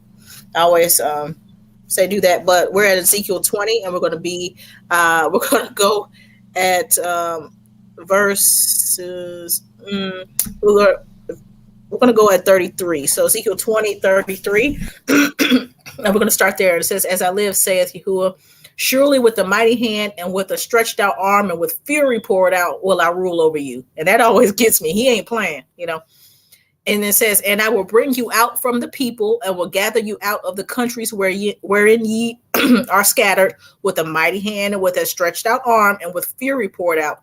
And I will bring you into the wilderness of the people, and there will I plead with you face to face, as I pleaded with your fathers in the wilderness of the land of Egypt, so will I plead with you, saith Yahuwah." Okay, and here we go. We're getting ready to answer your question here. "And I will cause you to pass under the rod, and I will bring you into the bond of the covenant, and I will purge out from among you the rebels and them that transgress against me. I will bring them forth out of the country where they sojourn, and they shall not enter into the land of Yasharal, and ye shall know that I am Yahuwah." Okay. And so the Most High is stating here clearly that he will bring you out. He's going to bring you out of the land. Verse 38, he will bring you out of the country where you live, where you sojourn, but you will not enter into the land of Yasharal. So if it's going to get to a point where he's going to bring us all out. The scriptures talk about he's going to leave not one of us here. And I could look for that as well, or you could look for that.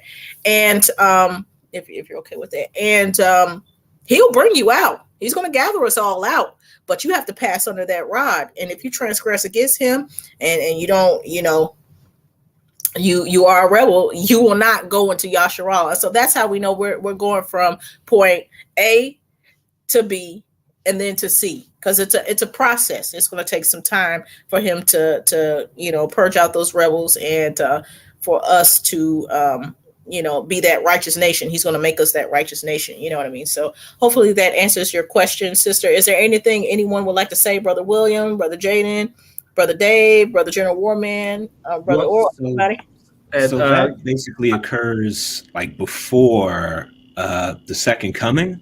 Am I understanding that correctly? Oh, absolutely. Okay.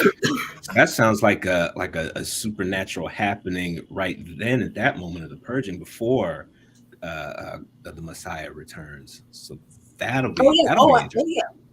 Oh, absolutely. When we come from over here, we're going to go into the wilderness, like the scripture stated, the wilderness of the people, and he's going to purge out the rebels. He's going to cause us to go under that rod. Hey, if people are like, oh, I don't believe in Yahushua, or whatever the case, you're not coming into the land if you're not coming into the bond of the covenant. Like he said, he's going to bring you into the bond of the covenant. Well, in order to essentially be righteous, first and foremost, we have to come under the blood of Yahushua, and then through that, keep those laws and those statutes and the commandments, and then, you know what I mean. So it is definitely a process, but some people are going to come out, but they're not going to make it in.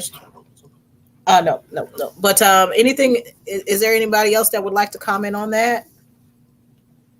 Well, I'd seen what Brother Asaph had put in at verses 28. I think it was 28 and 29 would be okay.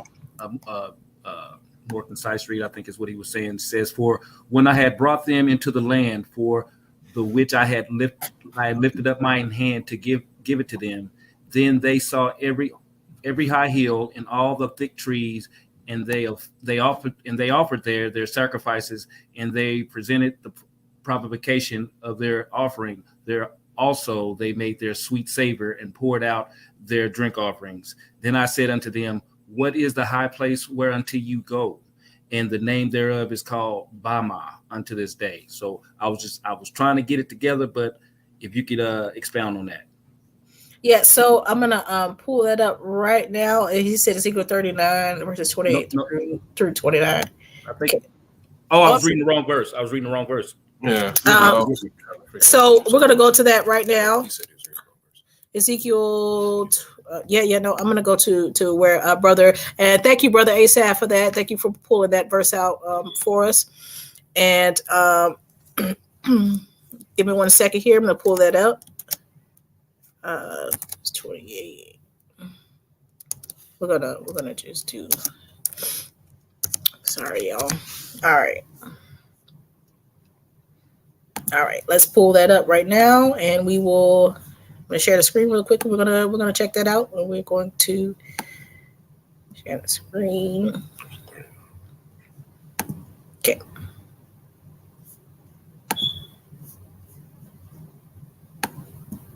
Okay, let's go there now. And we're gonna scroll down. Brother Asaph said verses 29. Sorry. Here we go. All right, let's see here.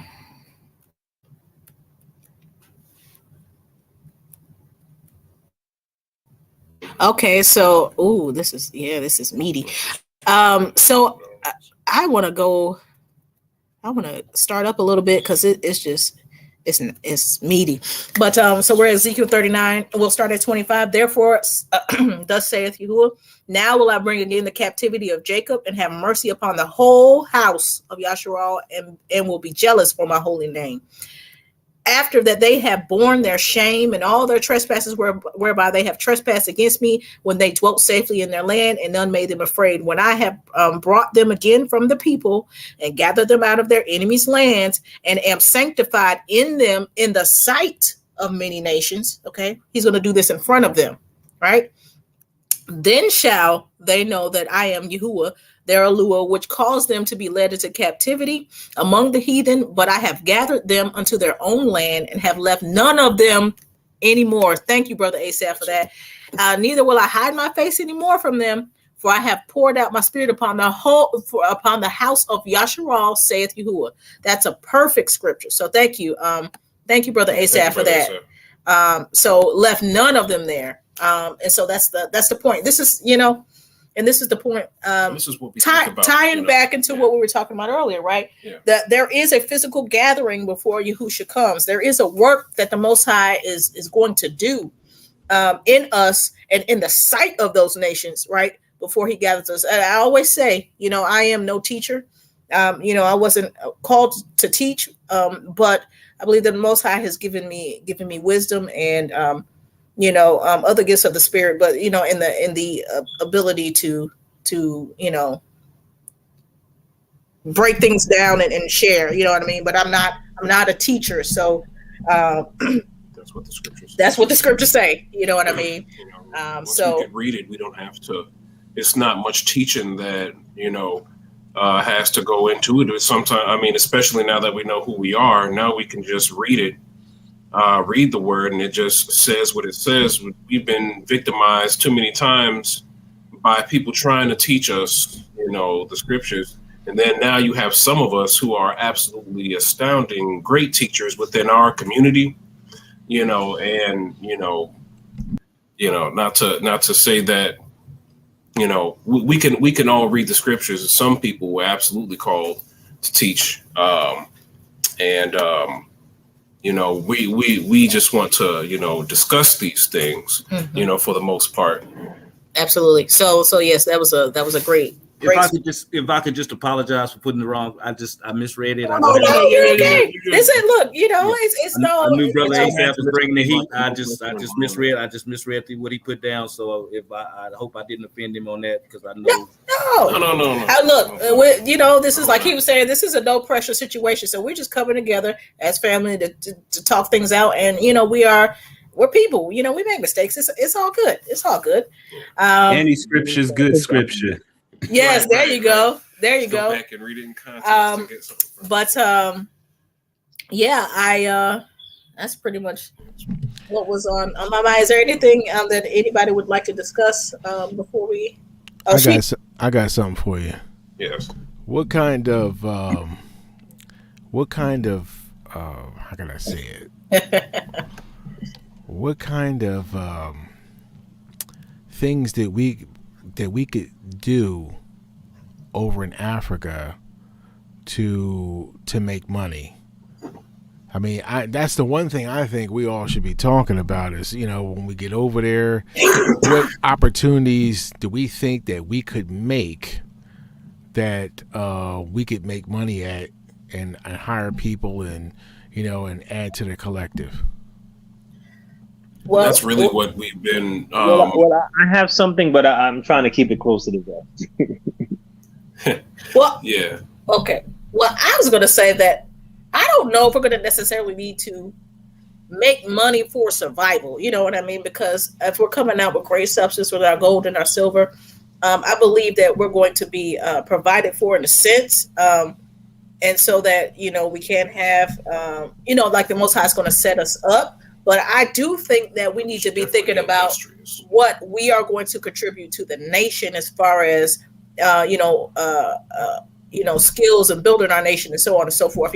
So that's my personal opinion. I could be wrong, but I don't think we're going to have to. I don't think we're going to have to essentially figure out how to survive. But I do think that we need to be added to our nation and figuring out what we can contribute. And, if there's something you want to grow in, or if there's something you want to learn, or if there's something, that we should be expounding upon those ideas. That's my personal opinion. Is there anything that you would like to? That's practically it. I think we're going to be given all the opportunity in the world to pursue things that we want to explore, as long as it's, not getting in the way of our relationship with the Most High. I think the sky's the limit. I really do. Then again, I'm humble enough to say that I'm not quite sure how it's going to look, as far as when we leave and once we, get back to the continent, but I can imagine that the Most High wants us to, explore the things that we're capable of. Yeah. Yeah.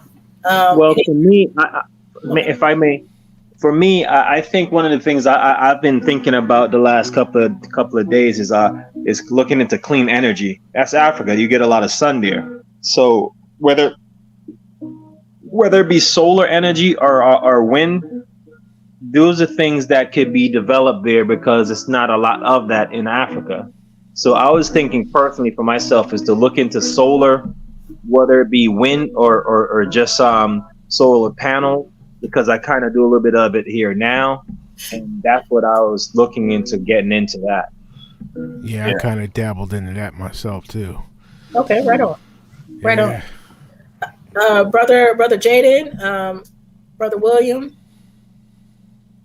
I always think that when it comes to like what to do, I guess I always think it depends on, well, not always, but a lot of it might depend on the natural resources that are already there, like the rubber plants and like all the the minerals and things like that we could, I don't know, take advantage of and share.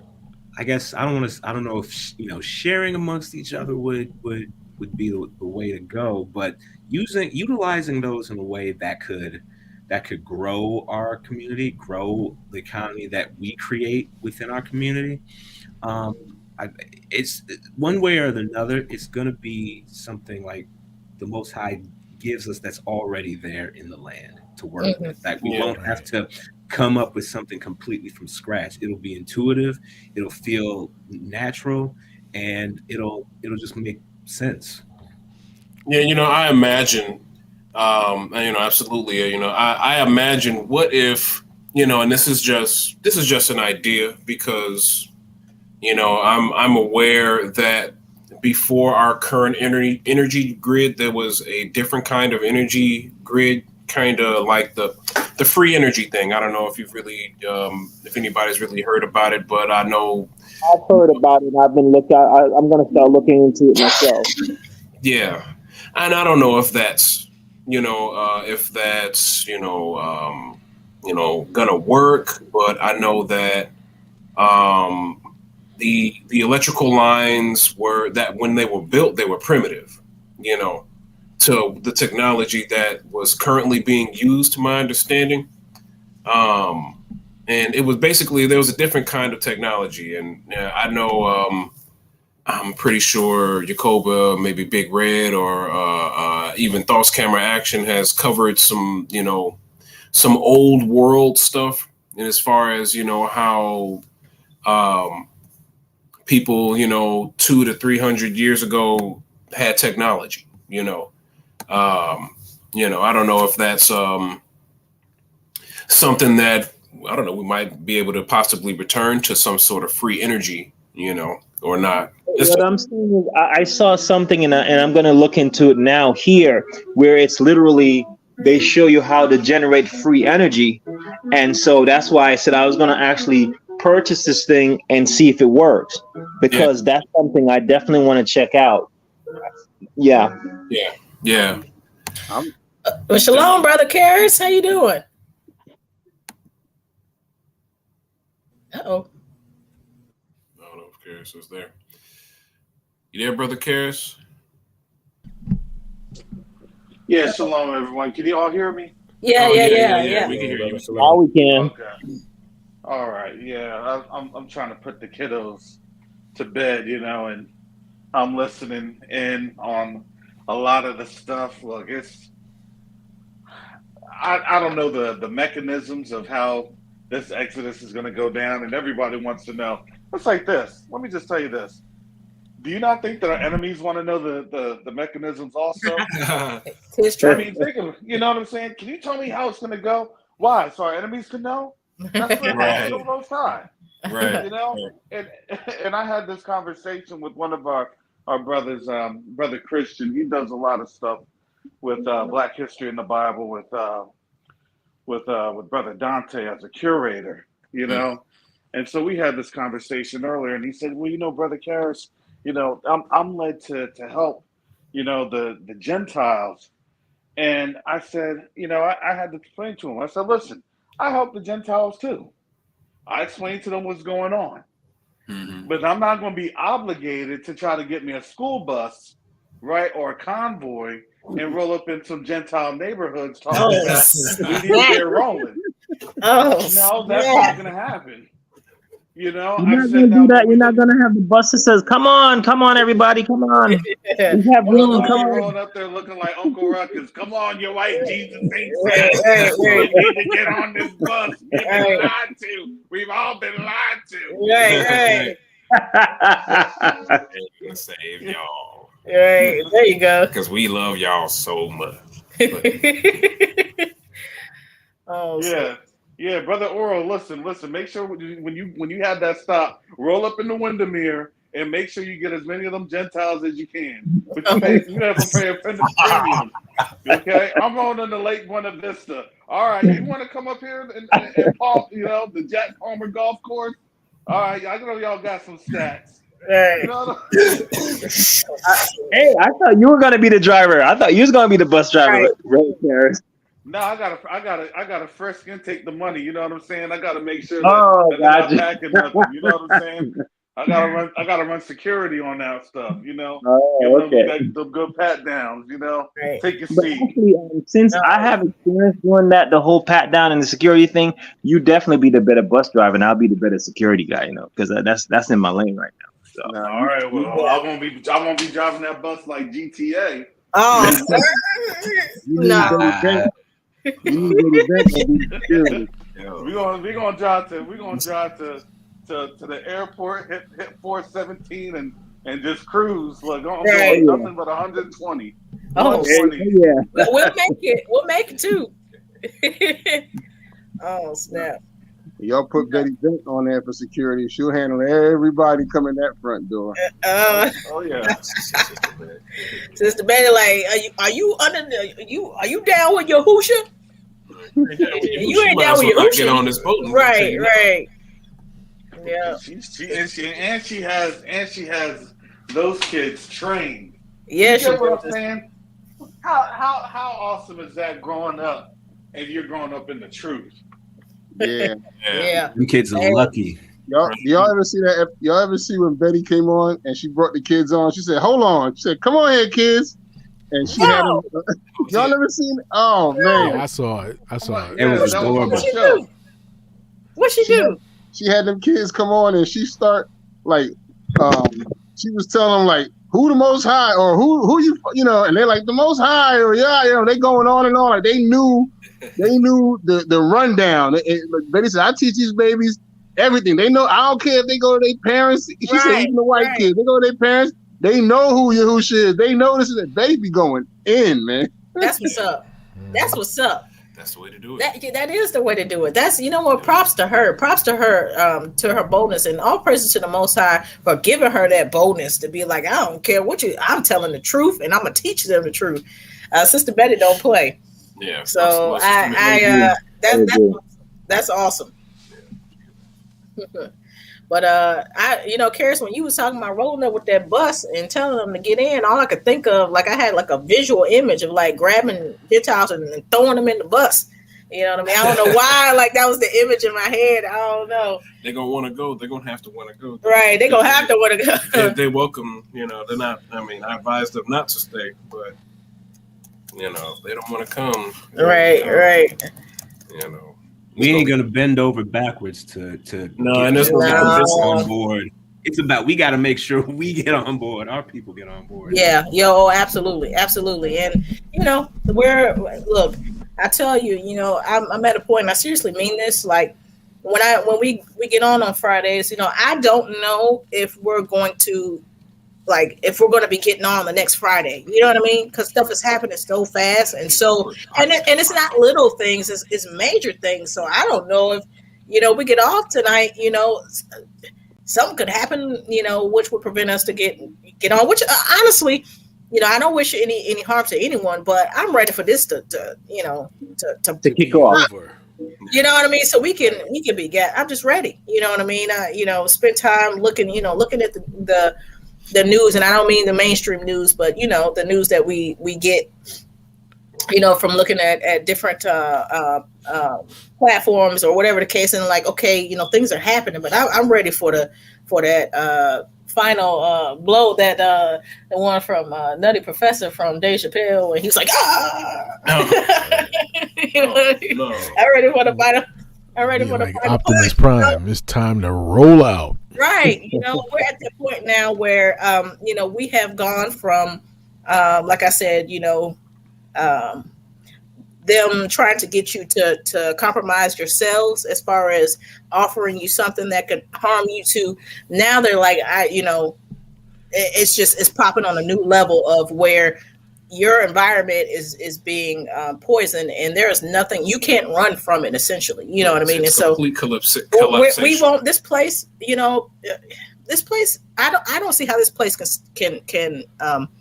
can stand for another 2-3 years. You know what I mean? Like this, at this rate, I don't see this nation being a nation in 2-3 years. You know what I'm saying?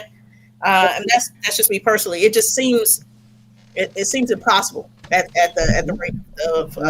Gandhi, you're hitting on all cylinders, because it's coming from all sides. Whether it's bricks, whether it's bricks coming through the monetary system being canceled, or the war coming on to us, or the infiltration of our infrastructure.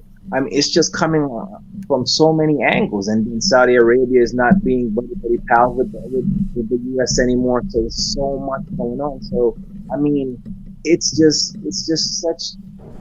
coming at such a biblical proportion on every side. I don't, like I said, I was about to say, I don't see how people can't see it, but then, like I said, every time I'm getting ready to say that little voice reminds me, strong delusion, so they're not gonna.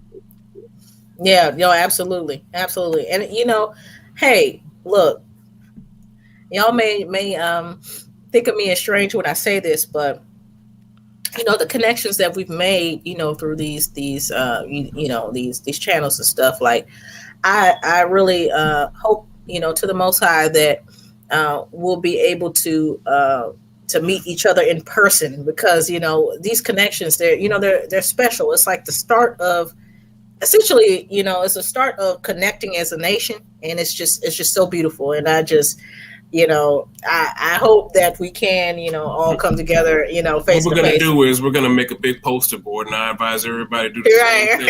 And if y'all listen to these YouTube channels, get on this list. You got to have the avatars on there, because most people don't know what each other look like. So just put out a picture of your avatar. There you go, and stick it to your board. And hold it up like, I'm the war man. I'm Dave. But really, we'll get to that point where this is a reality. Like our gathering is it's a reality. You know what I mean? It's not, how people back in the day, they would say, "Oh, Jesus is coming. Oh, he's coming. Oh, he's coming." Your grandma, your grandpa, your great grandma, they're like, "Oh, any day," and we're seeing it happen. Well, Brandy, I tell you this, Karis is like probably like a 45-50 minute ride from me.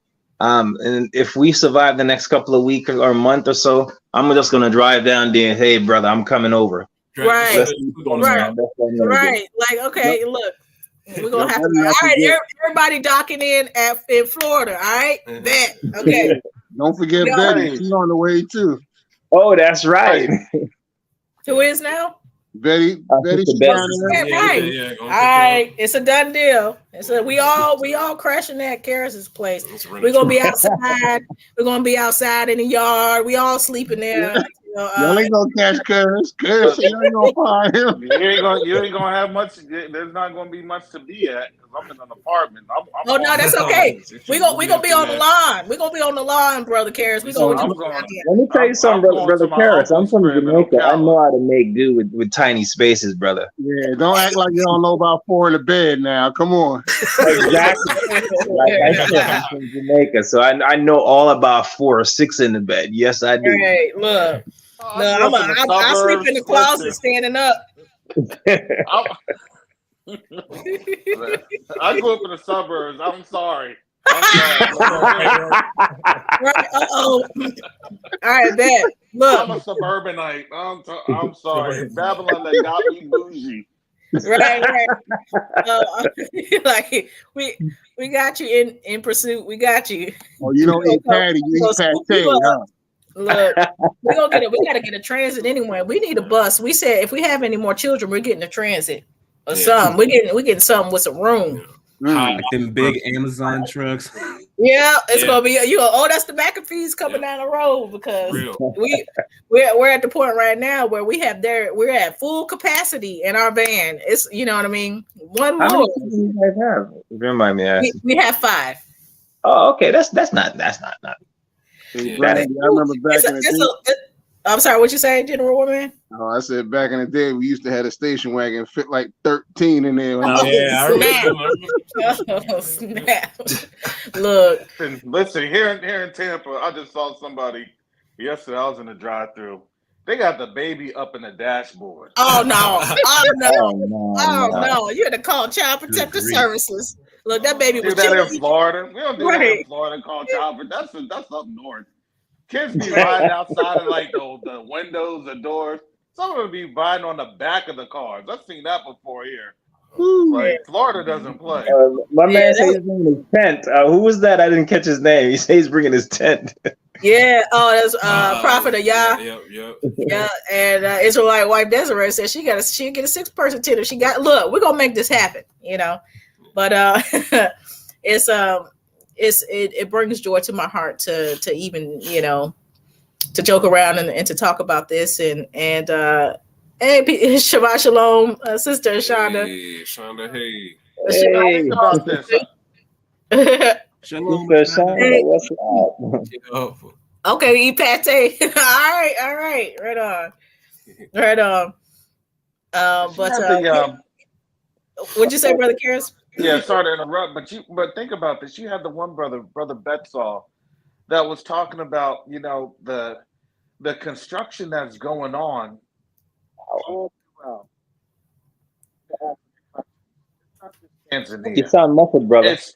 It's. Can you hear me? Now we can hear you. Yeah.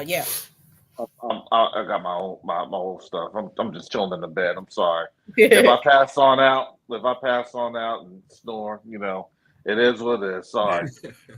I'll just say I'm praying. I'm in deep prayer. Just like the deacons. Right. What are you doing? Oh, I was just in prayer. Hallelujah. Right. I ain't sleep. But the one brother, he was saying, look, he had bought himself 2 condos. Now think about this. They're available. Don't think that these countries are just like, oh, you're gonna be sleeping in tents. You're gonna be sleeping in, on the streets in the grass. You're gonna be sleeping in, I'm just saying, the more you prepare yourself, the better your chances are that you're gonna not be sleeping on the street. You get what I'm telling you? This is why it's like this. What's happening on the continent? Work with folks. Even lending an ear and lending advice. That's the biggest thing that folks don't get, because why? We're a vast wealth of knowledge. Everyone has different backgrounds that does what? That builds kingdoms. Mm-hmm. You get what I'm saying? Not everybody was a plumber. Not everybody was building bricks. Not everybody was doing the sheet, the installation with sheetrock. We are a community, and we haven't been able to function as a community because they told us, well, don't talk to folks, right? Yep. If you talk to them, there's always an ulterior motive. The moment that they ask for money is the moment that it's over. Mm-hmm. You get what I'm saying? I had to tell people, look, stop. Look, I shut down my Patreon. I don't even accept anything on, Google, thing. Look, if you want to, I only have my Cash App up because it's like this. People are begging me, like, can I just send you something? I said, look, send what you want. You know, some what the Most High is giving you. I don't say, look, I need to make a total. I need to do this. No, because I understand this. But Brother Karras, to piggyback on what you're saying, I had a conversation with my cousin that's in Malawi about 2 days ago. And before I spoke to him, he had 13 people working for him on a farm. By the time I spoke to him 2 days ago, he's now up to 22 people, and he got more acres of land.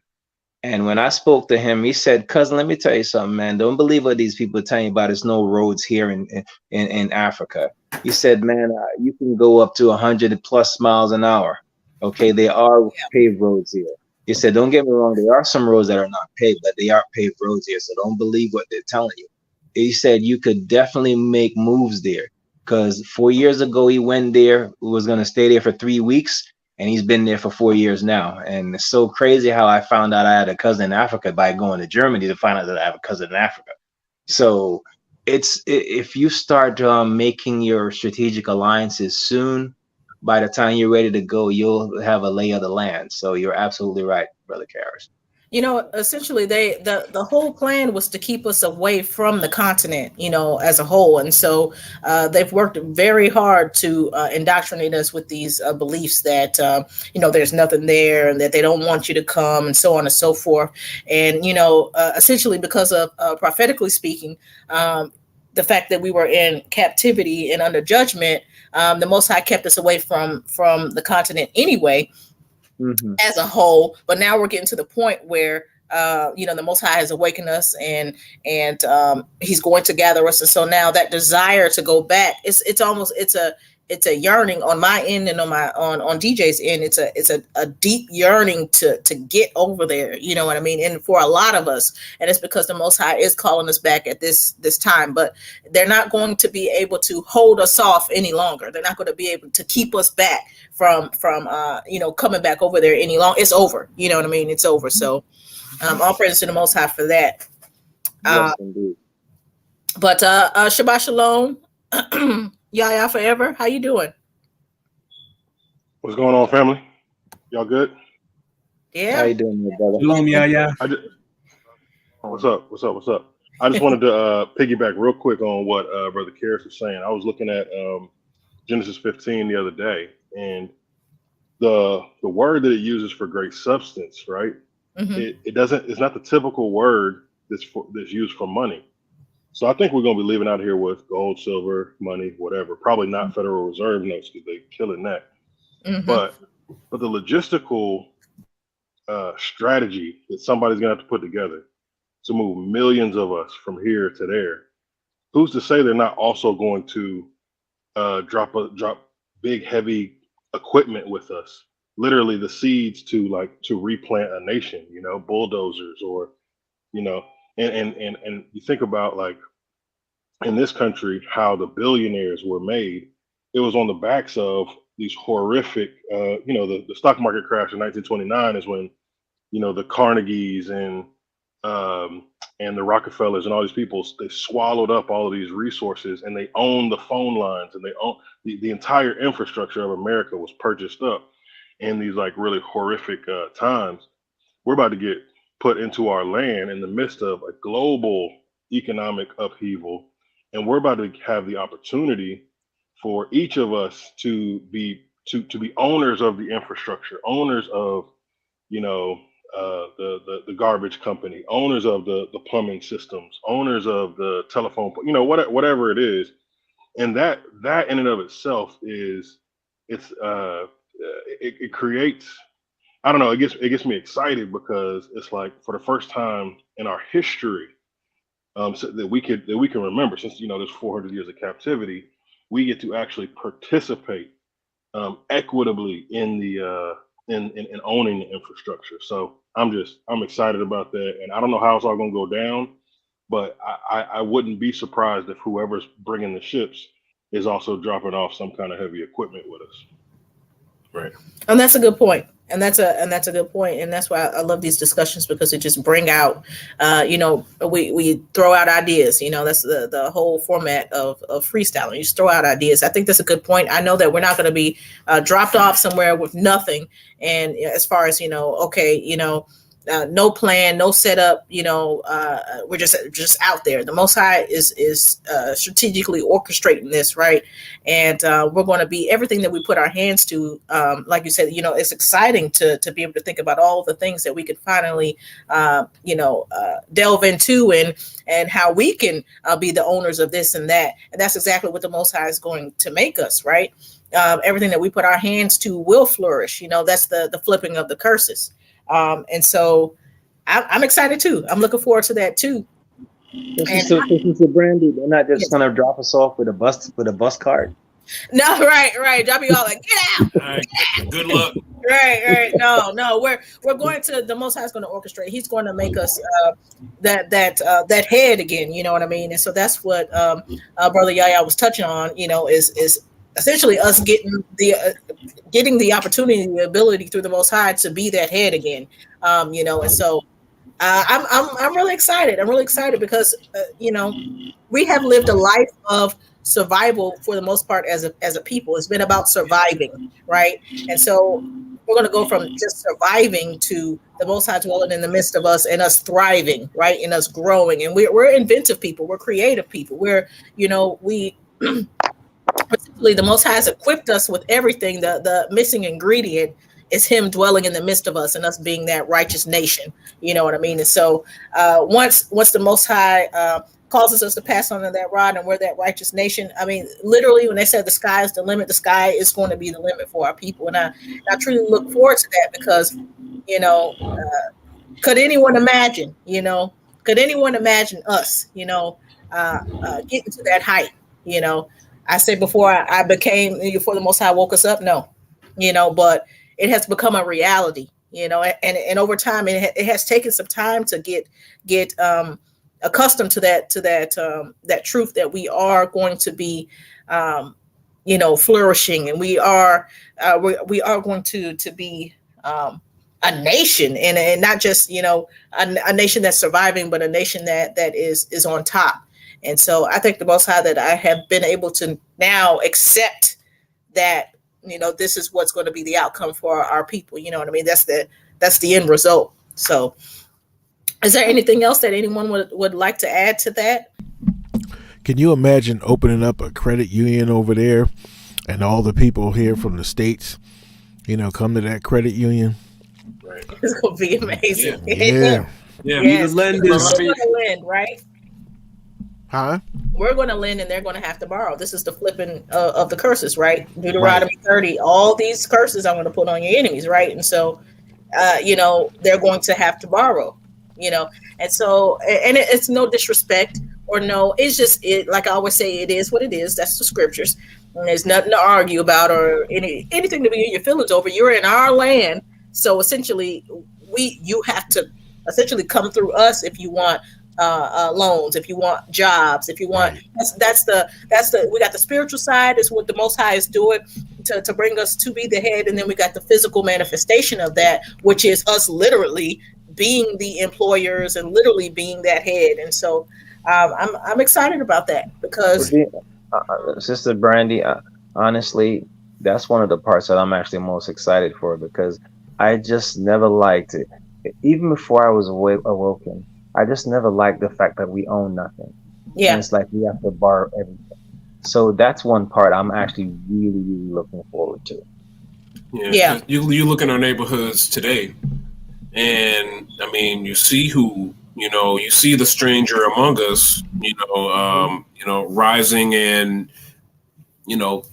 selling to us, Mm-hmm. Yes. In our neighborhoods, and we in our area in Michigan right now, it's very interesting because you got basically two towns. You're muted.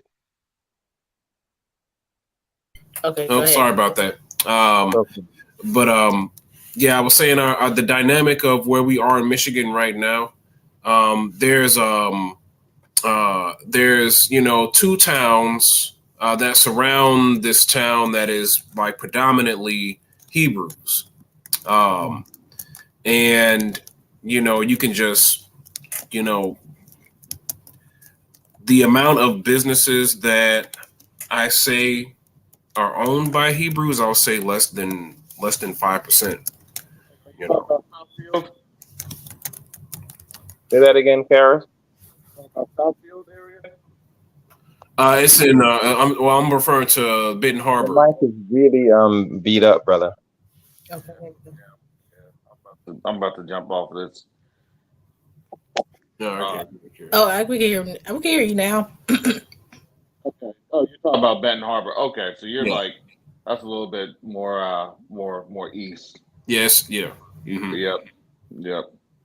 Yeah, and it's you know, it's just a shame because, you know, it's just the curses are, you know, in front of us now. So as we think about how the curses are going to flip, you know, I could absolutely imagine, you know, I mean, for one thing, getting into the land and not feeling like where we stick out, you know, you know, not looking over us, not thinking about, hey, I'm a Hebrew, you know, in this town full of Gentiles, you know, or anything like that.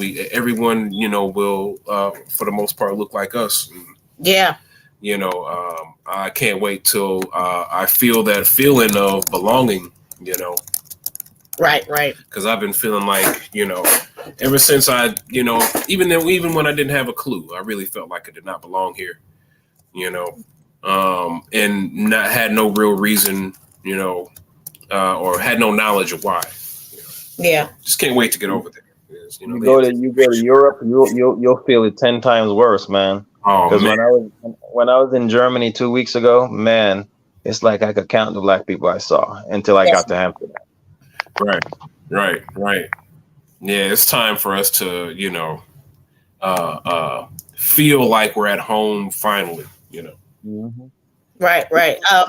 And Sister in Pursuit, we are down the road from the Benton Harbor area. So you're in South Bend, so we know right where you're at. We go to Mishawaka all the time. Well, we used to at least, but it's a little trip. It's like a 40 minute trip. So, but yeah, I definitely look forward to like DJ was saying, you know, not sticking out, because everywhere I go, I have and it's been like that for us, right? We have the awareness that we are Hebrews, you know what I mean? And so everywhere we go, it's that's in the forefront of our mind. But you know, of course, we're getting more comfortable, you know, becoming more comfortable since knowing who we are. But essentially, when you are out amongst people, you still, you know, people still look at you a certain way, and you're like, I'm a Hebrew, you know. So you know, I got dark skin, whatever, you know what I mean? And so I look forward to I look forward to not having to think about us looking different from other people, you know, us just being amongst our people. So it's y'all, at this rate, I'm telling you, at this rate, you know, like I said, I can't see this place standing. I can't see this place standing for more than 2 to 3 years, like standing. So we, in my mind, we have to be out, you know, gather from this place, from Babylon at least, way before then, because this place is, I mean, it's on a fast track to Sheol, you know what I mean? So, but know what you mean. Yeah. I don't think this place will be standing by the end of this year. Shoot. Well, I tell you what, they did say, I don't, you know, in the I always bring this up, but this is so mind blowing. But in the Deagle report, they were talking about how 70% of the population is not going to be here in 2025. Y'all remember that eclipse I showed you, right? That last time that was Xing out the U.S. That happens in April of 2024, right? Right. So I personally don't want to be here when that happens. Right. You know, when that place gets X'd out, that the Most High is like, you are done, you know, so. I tell you, I remember when the first eclipse happened in 2017, and it was like, and my mom had seen it with me as well, and she noticed how like there was a weird kind of like texture to the sky when the eclipse happened, right? And like that was 2017. I would have never thought the stuff that happened in like 3 years' time would have been popping off, right? And it's like nobody knows what's gonna happen, even like a month from now. You know, it's like people got the best laid plans out and stuff, and it's like, bro, it ain't gonna go like you think it's gonna go. It really isn't. Like it's gonna be crazy stuff happening all the time. I just wonder, like if we did, I mean, I hope we don't, but if we did have to occupy until 2024, like what kind of stuff is gonna happen then? I don't think this country has that much longer. No, I'm ready to go. I don't. Oh, I'm sorry, brother. Yeah. Especially after these past couple of weeks, you know, how they're, you know, literally, you know, inducing chemical warfare in almost every corner of this country. And, you know, I could only imagine within a matter of weeks at, you know, the water supply, what condition it'll be in. You know, it's worrying. You know, if I had no idea that the Most High is faithful to His word and was going to deliver us, then I'd be concerned. I'd be extremely concerned. And you know what? It is extremely concerning. You know, at least what they're willing to do. You know, because I know, you know, there's people responsible. You know, somebody had posted how close were you and Brandy from that train derailment? How close were you and Brandy? So Detroit is like a few hours away from us. It's about 4 hours away. So I mean, but that's not far, right? That's up the road. It's about 4 hours. If the wind blows, that's nowhere. If the wind blows a certain direction. Right, exactly. Rain clouds, or you know what I mean. You carry it over here, and so you know, it's not just Ohio that got hit. You know, you had was it Texas? You had Arizona had a spill. You know, all these is like, this is what he means by hitting different parts of the country, and so it's you know, we're getting closed in, but I'm not worried about it. You know what I mean?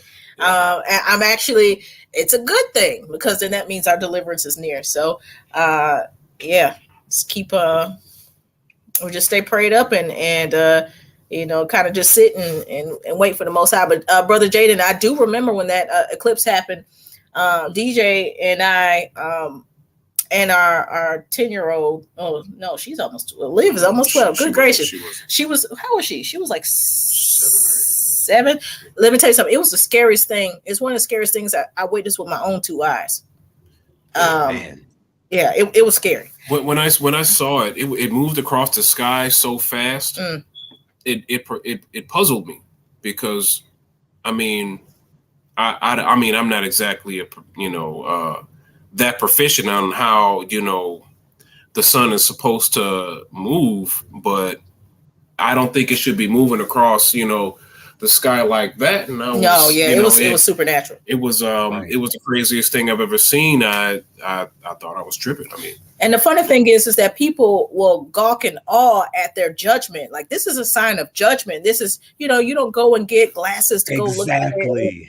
Oh, I can't, and have parties and like hey, honey, are you ready to go watch the eclipse? Right. I mean, this is your judgment. Like, like y'all the Gentiles on the news were all like, "This is so beautiful! It's amazing." They were sitting out in the field, like waiting for it to happen. It's like, dude, you don't want to be out here too long. No, it's an omen. That's a it's a bad sign. It is an omen. It's a straight up judgment, you know. And so that's why I said I don't want to be nowhere near this place when the next one comes. But if that's if the Most High hasn't gathered us by then we're here. But I don't want to see another one, especially Xing this place out. You know what I mean? Because when that first one happened, I mean, we had there was a earthquake in Puerto Rico or something that happened that was massive, or somewhere. Like it was stuff popping off right after that one. I vaguely remember that. Do you guys know what was going on at around that same time as far as the Revelation 12 sign? Jupiter went up into Venus's womb. I think it was November. Absolutely. Yeah, we were definitely looking at that. Yeah, we were definitely looking at that because that's when we believed in the pre-trip rapture. We thought we was gonna get raptured during that time. We're like, oh snap! You know? What and made so me we think, was like, woo, what made me think of that was you was talking about the judgment part, right? Yeah. So as that judgment eclipse, if we want to call it that, was coming through, it was also something else going on in the heavens that was showing Israel in her glory. You know what I'm saying? Absolutely. 12 crowns and travailing in birth with, getting ready to give forth a child. So absolutely. Yeah, absolutely. I remember being in church that day, September 23rd, when it happened. We were in the Adventist church, and I kid you not, I prayed. I said, Father, am I going home today? And I heard the Spirit say, no. But wait a second. You even then you believed in the rapture then, because the Adventist church, they don't believe in the rapture. Yeah, we did. Because see, and this is the thing, because we started studying once we got into we were in the Adventist church. What kind of happened? We ended up in the Adventist church, and then we're like, oh well, they keep the Sabbath, and okay, we'll stick in here. And so, but we have the Most High. I don't know. We've always been the type to search, right?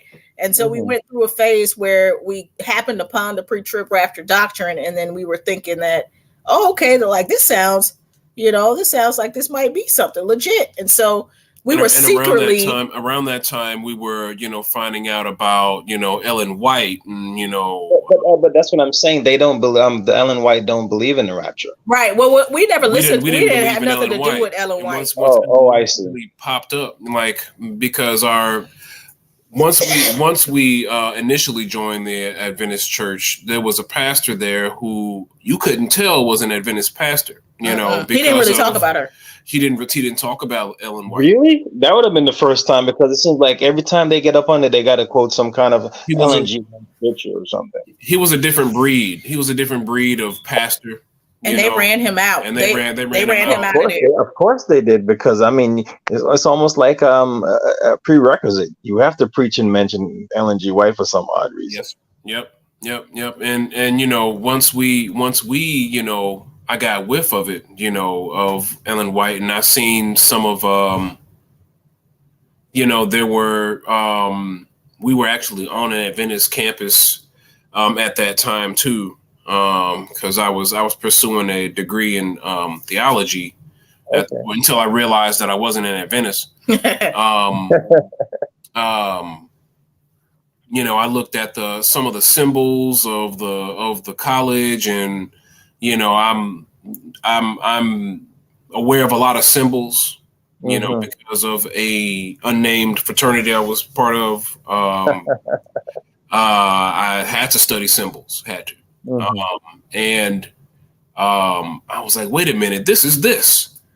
And then I went into the sanctuary. Remember, I went into that sanctuary for chapel. Yes, and saw these. I looked at the stained glass paintings, and I think it was on my right, I seen a crown with a cross in it. And that's the same Templar symbol that the Jehovah's Witnesses used earlier on in the creation of their organization. Yeah, but the Jehovah's Witness spun off of Seventh. Yep, they're Millerites. It was all part of that Millerite, great disappointment, thing. Yeah. They were mad because they were wrong about something. I forgot how I even brought that up. But we're talking about how we're talking about the symbols. The rapture, and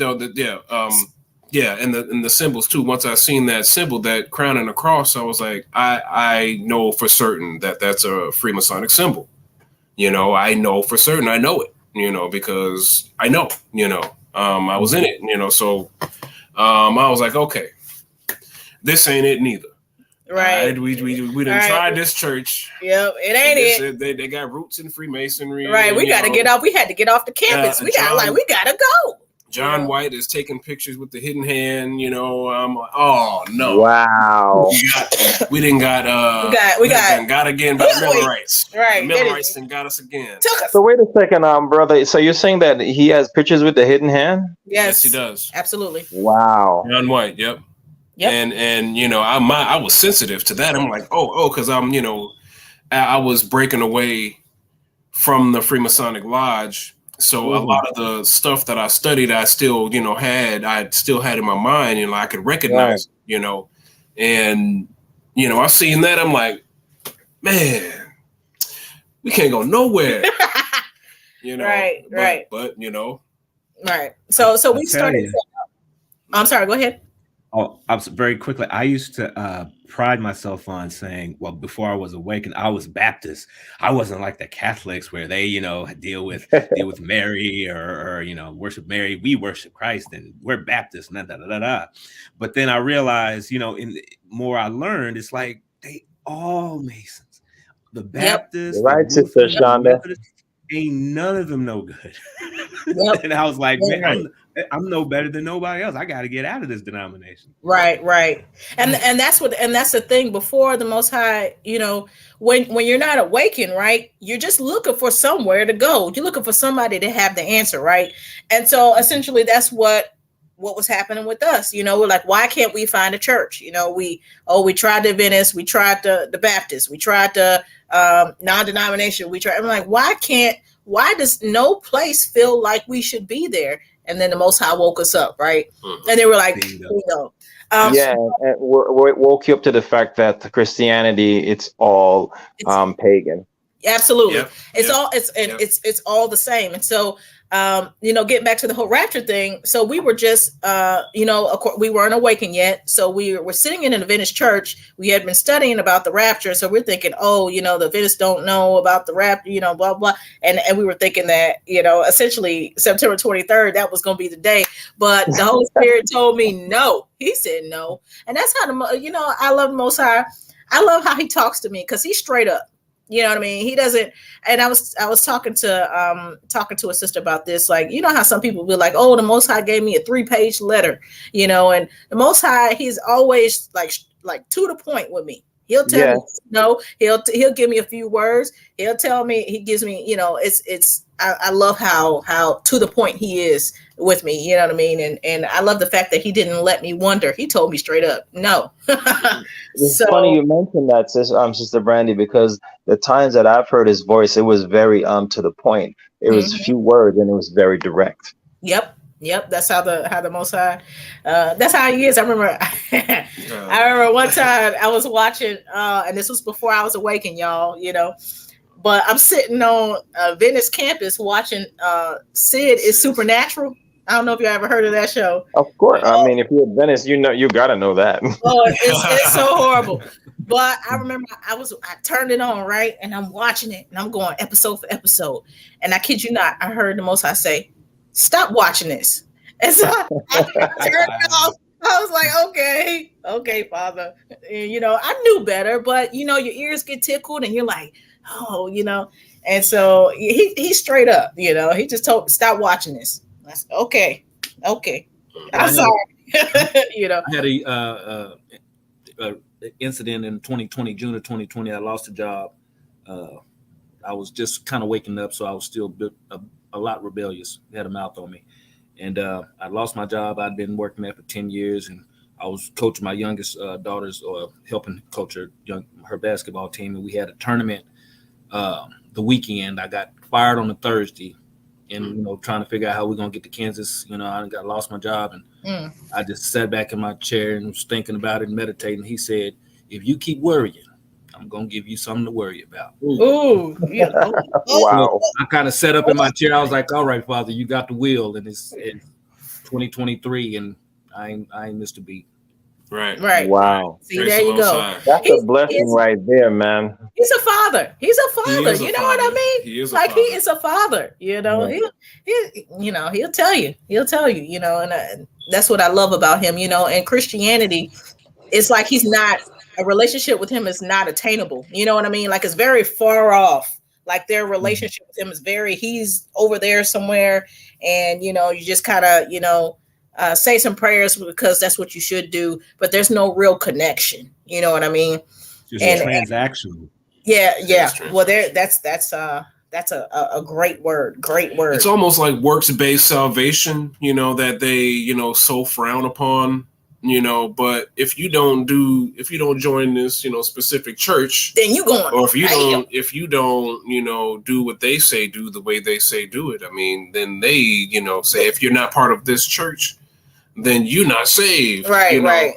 If we believe in being saved, you know, right, depending on the denomination. Depending on the denomination, right. Absolutely. And so, you know, and that's how it is. If you're not a witness, then you're not making it. If you're not a Adventist, then you ain't got it right. If you're not a Mormon, then you know, you ain't making it either. You know what I mean? Like, and that is, doesn't anybody see? And that was my thing. You know, I already stated. I think I said that in another video. You know, but you know that when I was because I grew up one of Jehovah's Witnesses, which is the first, you know, Millerite religion I was exposed to.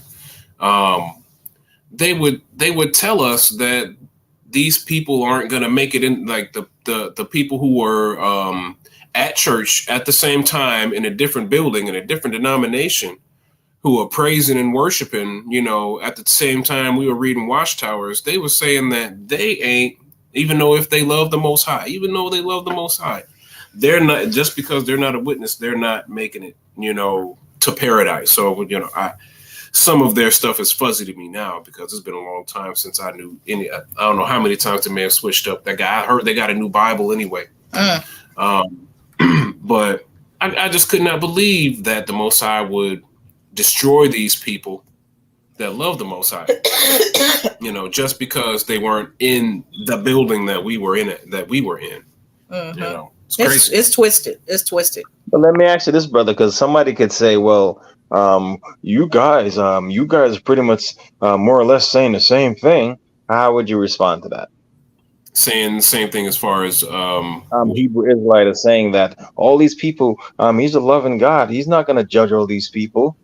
Well, I'd encourage them to open up their scriptures, you know, and you know, actually, you know, see the judgment that the Most High is talking about. Yeah, and it's not salvation. You know what I mean? Like the Most High extends salvation to all, right? And so the judgment, that's a judgment for your nation because of what your nation did. That's not taking away from you the ability to have your soul saved from that you know, eternal damnation. So you know, like we touched, there is two salvations. There is, you know, and Jacoba touched on that. Broke that down very good. You know, we know that we have to come under the blood of Yahusha, and that will save our souls. But you know, we have to get ourselves in line and start, you know, trying to live a righteous life. You know, getting our minds straight, getting our heads fixated on the Most High, keeping, you know, our eyes on Him, keeping our hearts, you know, on His covenant, in order to make it, you know, out of the wilderness, you know, because we'll make it out of this soil here, but the wilderness is a different story, you know. So, brother, so you're telling me, brother, all these people that I've been going to church all these years of my life, and you tell me because my father did something that I had nothing to do with, I'm gonna have to like suffer? That's not fair. Oh, no. Well, hey, well, we talk about this all the time. Right, you know? right. Well, you know that's the thing. You got to look at what our whole nation was judged. The Most High judges nations, right? And so if your nation did it, then your nation get judged. You know, that's the hard concept for people to grasp. That's a hard pill for people to swallow. We didn't do what our ancestors did, but here we are, right? And so, you know, they're going to have to understand that when the Most High, you know, when he deals with the people, he deals with the people as a whole. Yes, you know, through our day to day and our individual lives, we live, we live how we live, and the Most High deals with us personally, right? But when it comes to a whole, your nation as a whole, sent, you know, our people into captivity. So therefore your nation as a whole has to be judged. Our people rejected Yahusha and said his blood be on us and you know, and our children, you know what I mean? And so therefore blood was on us You know what I mean? On them and their children. So, and now we're trying to figure out what we even doing here. You know, right? It's not that the Most High, and people have to understand that it's not that the Most High don't love you. If you're under the blood of Yahusha, and He's like, I don't care about you because what you did to my people. No, He cares, but He has to judge the nation. What happened with we touched on this. Daniel went to captivity, right? Did he not? And he served the Most High. The prophets went into captivity. They served the Most High, but their nation, our people, they were judged as a whole, and so, He'll look out for you, in that captivity, you know what I mean? You serving the Most High, but you got to get taken, essentially. Right. And Sister Brandon, that wasn't for me. That was more to I know that. Because somebody in the audience may be thinking. Absolutely. I can't be sarcastic, but I can pick up on sarcasm. I don't know how to be sarcastic. I have a lot of brothers and sisters, so I have many years of practice. Oh, okay. There you go. Yeah, definitely. Okay, Brother Karen said he going to just see that. We should have known if Karis was that quiet. He was tired. I think he was tired of sleeping. Yeah. It's been a long weeks. We've been getting over something. I don't know what's going on. Our oldest daughter's in gymnastics, and every time she comes home, we kid you not, just passing something around. And lately, my immune system has not been going. It's been like, hey, whatever everybody else in the family has, you're not gonna get. But man, right now, we've been had our butt kicked a couple of weeks in a row. At least me personally, Yeah. You saw what Sister Shonda said. Yeah. Just put it up. Right. That's what we're saying. Yeah, but these kids are virus magnets. They are virus magnets, and that's the thing about. Hopefully, we haven't coughed your ears out, Right. Man, if people gonna be worried about that, they got bigger fishes to fry. They have bigger issues if they're gonna make a couple of coughs bother them. Right. Hey. Right. Did you hear them? They was on there coughing. Right. If I listen to them, I might get COVID in my ears. Right. We don't have COVID. No. It's just how it goes. Being in Babylon, you know what I mean. That's another reason why I can't wait to leave here. Well, my mind thinks differently. I don't think automatically the virus every time somebody coughs. Right. Used to be. Yeah. Honestly, because I just had a feeling before I even knew that it was like it wasn't going to be what they made it out to be. So honestly, I never wore a mask, and then I got a medical exemption, and I was fine the whole time. So no, that's awesome. Yeah, we had our noses turned up, like y'all tripping. Like, is this really happening? Oh man! Let me tell you, I mean, here in Florida, I was in places where me and my two kids were the only people without masks. Yeah, and like people looking at me, and I look right back at them, staring the strong look they're doing. Like yeah, it's wild. I this is a tangent off of what you were just talking about, but about people looking at you. I don't know why I'm going here, but before when I was working, I recently stopped working so that I could get into culinary school, and so I could cook it up for the feast days when we get over there. Okay. That's my goal. I hope you have vegan on your menu because I'm strictly vegan. So okay, well there we go. Look, I'm gonna have something for you. But that's my goal. I wanna take part in in our feast day celebrations and be able to really contribute, head the food portion, whatever the case. I got big dreams, but so when I was working at a store, and there was a lady that, in the midst of the kickoff of the whole Russia-Ukraine situation, right? And she was speaking. She was an older lady. She was with her husband, and she was speaking a language. And I asked her, I said, just out of curiosity, I was like, excuse me. I said, what language are you speaking? And she took a deep breath, and she just looked at me for a second. I was like, oh, maybe I shouldn't ask that. And she eventually said, Russian. And I was like, oh, okay. But she was afraid to tell me, because she was afraid to tell me that she was Russian, because, all the mind games that the media was playing, and all the oh, Russia's bad. Russia's so bad. Russia, you know. Yeah. It was so sad that she was afraid to tell me that she was speaking Russian. You know what I mean? That's just a side note. Just a side note. But no, it's funny you mentioned that because I had the same thing. I went to a birthday party last week, and it was a lady there that was Russian, and she was kind of like very hush hush to say that she was Russian. It's the same thing, and I did the same thing. I made her feel I was like, it's not a big deal. Like, hey, that's cool. Right. Because you don't want them. I didn't want her feeling bad, you know. But yeah, you know. But is there anything we're gonna get ready to wrap it up? So we can. I think I might need a snack, y'all. I've been talking so long, I'm burning calories right now. Is there anything you would like to say, honey? I got some random ideas that might not be. It's not time sensitive. I mean, I could always just talk about it another time. You sure? Yeah. Okay. Well, yeah. I mean, it's really random. Go ahead. Look, Wait, shoot. Shoot it. Curious. You didn't throw it out there now. Yeah, I'm curious. Well, you know, as we, you know, and you know, a lot of the foundation of this of Brandy's channel, it's kind of been about breaking down the things that the Eurocentric church has told us. And you know, reverse engineering it and trying to figure out why, you know, they're trying to make up these terms, you know. And if y'all remember, if you are familiar with this, the falling away, you know, how the falling away would happen. Help me out.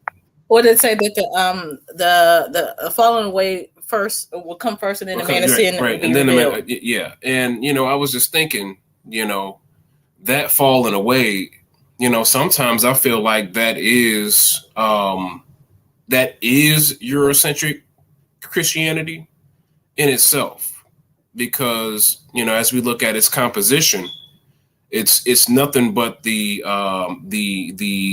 universal Catholic religion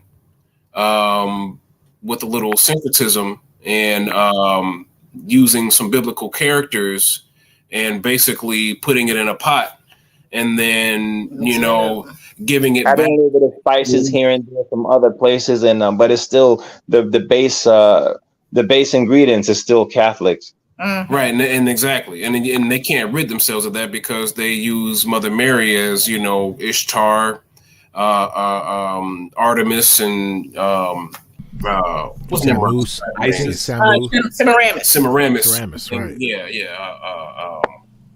You know, it's basically Mother Goddess worship, and long story short, it's you know, that is the father of these Christian denominations that we're in now. And I don't know, that's just a thought I had. It's been in my head for a while. That the falling away that was being referred to is actually, you know, Christianity. I don't know. It's just like a gut feeling. You know, I have no research. It's just something that was on my mind. I was thinking the same thing. I always wondered the same thing. What are they talking about, us, or are they talking about them? You know, right. And I think you know, what you call them can you know, clarify that. I think Jacoba could clarify that, but I always wondered, you know, would it be the Gentiles falling away? Right. I thought the same thing, that some way the Gentiles would do it. I always thought, well, I mean, like, since I come into the awakening, I thought that falling away would be them. Once they realize who the people of the book are, then they'd be quick to throw away. That's another one, yeah. But I like what DJ mentioned. I never thought of it in those terms, but that would be another way that they get took by surprise. Somehow they got to get shook. They're gonna get shook so bad. They're gonna get shook so bad that they'll be, you know, the ones who want to live and do actually love the Most High and you know, rock with the Most High no matter what. You know, they're gonna be like, you know. Well, could it be this a combination of both? That's what I would think. It's possible because it's just so many, so much confusion. What they're up to, like 4,000 denominations right now. No, some ridiculous number. Some, like, how can something divided stand? Really, how can you convince me that this is the ultimate truth? Now, being saved by the blood of Yahushua, this is what you must be. But as far as a lot of these Christian denominations, I don't know. I really think like it, and I also think as well. I definitely agree that there's going to be Christians who would rather die than follow a Negro up on out of here. A lot of them below the Mason-Dixon line. Yeah. Absolutely. Yep. Absolutely. You already know. That's just something I had in mind. I just thought I should throw that out there. To be honest with you, I'm glad you threw it out there because it actually fits right into what we're talking about. Yeah. And that's really what it made me think of. Because the only thing that feels right to me is sitting here with y'all, In all my years of being in a building, in a church, listening to sermons or talks or whatever they're called, this is the only kind of fellowship that really feels like I belong in, and that's for a reason. Yep, absolutely. That's for now, absolutely. That's pretty much it. I just love y'all. I'm just glad that we're able to get on a platform and and you see. I'm sorry, I didn't cut you. But I was going to say, even though you guys are actually hosting this whole thing, it's still not a dictatorship. It's still something where we can learn from each other. It's not like when you're in front of a pulpit and the guys are speaking, and then because he's speaking sometimes too long, your mind is wandering, and then you can't really ask any questions. And sometimes you're thinking like, well, what about this? And you can't do that because it's in a sermon setting. And I've never liked it. I've always flourished better when it was like a teaching setting where you have a group of people and you can just converse together. Right. Oh, absolutely. And then also to not have someone, sometimes you can ask pastors and preachers things and they try to give you an educated answer and they have to have the answer. It's okay to say, I don't know. You know what I mean? And that's a part of being humble and being human and not pretending like you are the Most High. There's things that we don't know, and it's okay to talk about it. And maybe there's something that that I don't, or maybe something I know that you don't. Or you mean after I go through seminary, you mean there's going to be stuff I don't know? Yeah, exactly. Exactly. No. See, you can be sarcastic too. I can't do it. But I almost thought you were serious for a second. But I like coming together as a family, like I always say, and just talking it out, because I never come to a conversation unless we're talking about Yahushua, unless we're talking about key things. I never come, stern in my position where you can't change my mind about anything. You know what I mean? I'm open to hear, and I'm humble enough. We're humble enough to say, okay, let me hear what your perspective is, and then we bounce off of each other. And then we, through the leading of the Most High, the Spirit of the Most High, we figure it out together. You know what I mean? Or the Most High gives us revelation, and through talking and or through Him directly. I just I like to get together and just and chop it up. And so it's always a blessing. It's always a blessing to me. Sometimes I don't know, there might be one or two things that I want to talk about, and I don't really know what I'm going to say, but here we are, 2 hours and 41 minutes on, and the conversation has not ceased. You know what I mean? Not once. It's a blessing. It's a blessing. Yes, indeed. Yeah, Shonda, I'm gonna, if you're still on, I'm gonna, because I was typing, but I was like, I might, if you're listening, I'm gonna check out that Eshawn song that you were talking about. Because that'll be confirmation for me to, just to, hear it delivered in a different way, in, fantastic rhyming form as Eshawn does already. I'm You know, she's here. Oh, hey, yeah. Yeah, I was just saying I was gonna check out that song.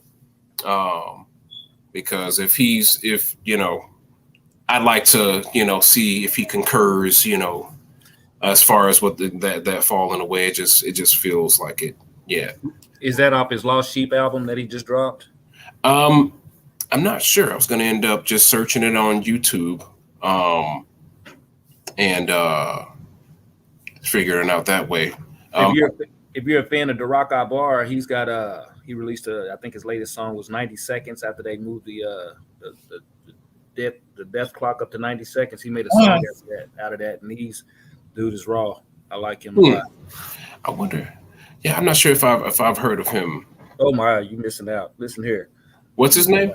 Darack Abar, Darakkibar. Oh, IBAR? Huh?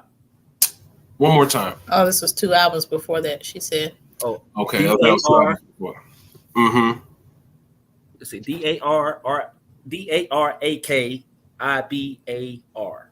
Darack Abar. Oh, there it is.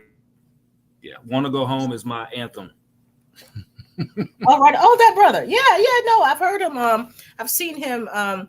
I've seen him flow a couple of times on Facebook. He's cold. Oh wait, he's cold. He's cold. He's cold. Yeah. 1159 was my introduction to him. It was a whole album basically about Daniel 12, and wow, it was epic. Yeah. Wow. Right on. All right, duly noted. Got some more listening to do. Yeah. I love my brothers that are, you know, expressing themselves, you know, through music. You know, it's not an easy thing. And you know, I just got so much respect, you know, for them because you know, they could be rapping and making, you know, this commercial filthy, you know, money, but they have a conscience. They have a heart for the Most High, you know, and they're not compromising, you know, and that's what I like, you know, because so many of us compromise. You need that name again for him? It's Darack Abar. I was gonna how do you spell it? R-O-T. Oh, I'll put it in the chat here. Yeah. Well, I can't really see the chat because I'm. Yeah. Right. Darakkibar. Mm-hmm. Yeah, definitely. Hey, have you guys ever heard of? Now he's not one of us. This guy is actually from Kazakhstan. Wow. And if you listen to him, this is the greatest vocalist I've ever heard in my entire life. His name is Dimash, Dimash. Yeah, no. What is he? You don't know him? You never heard of him? Man, listen, he's gonna blow your mind. Look up Dimash Stranger. Dimash. Stranger. Now the one you could look up to is Sinful Passion. There's one that's he speaks Russian, but he speaks a lot of different languages. But I'm not even going to tell you what he could do. After you listen to him, you're going to be like, oh my God. Is he yodeling? Huh? I say, is he yodeling? No, he sings. No, he's classically trained. He's a master classically trained, but he uses in his music, he'll use different notes from classical, opera, pop, and rock. Okay. All together. They're all different notes in the same song. Okay. Oh, that's. I'm not going to give you too much because I want your mind to be blown. It'll be blown when you hear it. But his song is called Stranger. One of them is called Stranger. Dimash Stranger. Okay. And there's another one that's called. Watch the one first. Slavic Bazaar. It's called. Oh God, Jesus. Just hit Dimash Slavic Bazaar. But anyway, when you go down the line and you look at his music, he is what I call a God level singer. Now I'm saying God with a small G. Okay. I'm saying because he is so far beyond A level singers as they are beyond you. Oh my goodness. Unbelievable. Look like one of them K-pop singers. BTS well, they're Asian. This they're guy Asian. Be the bomb, man, because you put him on way up on that pedestal. Dude, right. Let me tell you. Listen, just listen to it. You tell me what you think after listening to it. Okay. Put him in the chat so I can go back and get it later. Okay. Yes.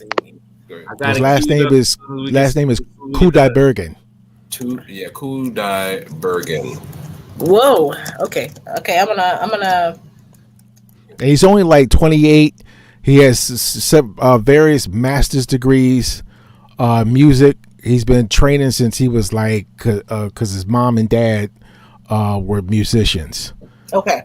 And it's unbelievable. Like I was doing escorts, and I was escorting these two ladies out because I was doing security work at the time, and they were telling me about this guy, and I was like, yeah, all the stuff that's going on, the world's going to hell in a handbasket. Don't worry about a singer, until one day I just I was looking up something, and I seen his name come out, so this must be the guy they were talking about.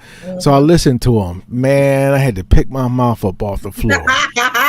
Oh my goodness. Oh, sorry, y'all. I'm country. Sorry. I gotta be more composed. What you apologizing for, Brandy? What you apologizing for? Because I laugh with my whole mouth. Oh, Yaz Love. The name of the song is called "Stranger." I would take y'all on to some of the other songs he would do, but black folks, you gotta impress them right off the bat. Right. So "Stranger" is the one. "Stranger" is the one that when you listen to it, you be like, "Oh my God, this one." Okay, right on. All right, I got that pulled up. Right on. See, you see how the conversation turned? You know what I mean? And this is the thing, this is what I mean by just coming together and just kicking it. You know what I mean? But I listen to groups like there's a group from that I listen to overseas groups. There's a group that's actually from they were back at like in the late 90s, and it was a shame that they never got a chance to come and sing over America. But it was called Big Mama, and they were Korean group.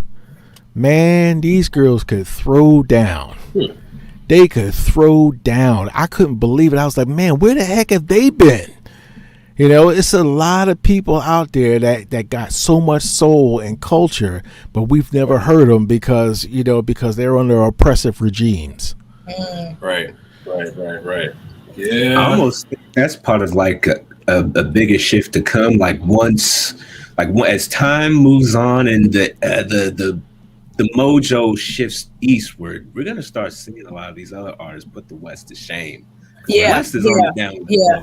Oh, absolutely. Absolutely. Something I wanted to touch on really quickly. It's not very, very, very important, but we were talking about, the curses flipping, and what was interesting to DJ and I is, how it talked about, the scripture talked about how we'll be known as a byword, right? A proverb and a byword, our people, right? And so the curses flipping, they have their own byword for each other. You know what I mean? They call themselves Karen and male Karen, and actually it's Karen and Ken. Ken is the male version. But never have they been known, and they will call their own people that to their face. You know what I mean? Right. And so it's just so wild to me. This is a small thing. In the sense of talking about this, but it's just so wild to me that they are becoming, or they have their own byword, and so that's just something I didn't want to forget to. So Sister Brandy, so you're telling me so 50 years from now it's gonna be like hey, Karen. You're right. It's gonna be the same as the N-word. Right. Yeah, I remember that. They're gonna be blurting out. They're gonna be blurting out and censoring Karen in rap songs.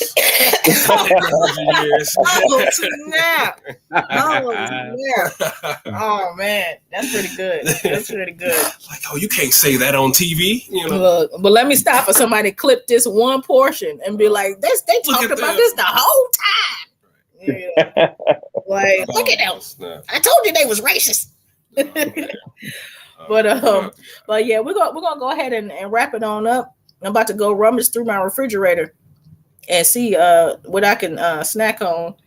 I'm gonna be behind you. I'm gonna be behind you, unfortunately. Right. So I am going to. I just finished mixing down a song that Brandy and I recorded. I might share and it later. we're going to upload it later. Yeah, we're gonna upload it.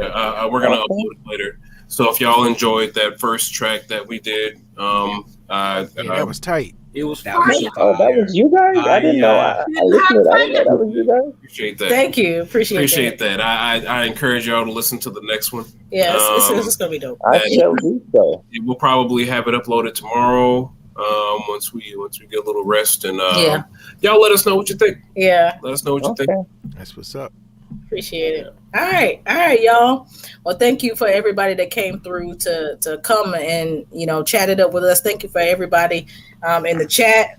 Love all y'all. Thank you for everybody that has come on the panel and rap with us. Like I always say, we do this every Friday, so.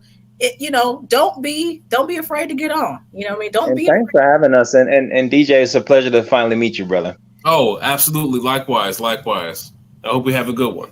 Oh yes. Yes, you guys do the same. And Dave, as usual, my brother.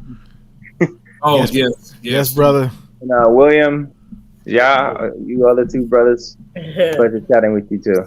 Have a blessed night, sir. Oh no, I can't sing. No, I flow. Back in the day, I used to say I spit, but I don't know how ladylike that is. So, I just say I flow. You know what I mean? No, I can't sing. You can just say you rap. All right? No. I don't want to. You don't want to hear me sing. No. But hey, if we can stand Kara singing, you can sing. Okay. Oh snap! No, Kara, I can't stop that. It's not that bad, but you still don't want to look. I sing to myself. You know how it is.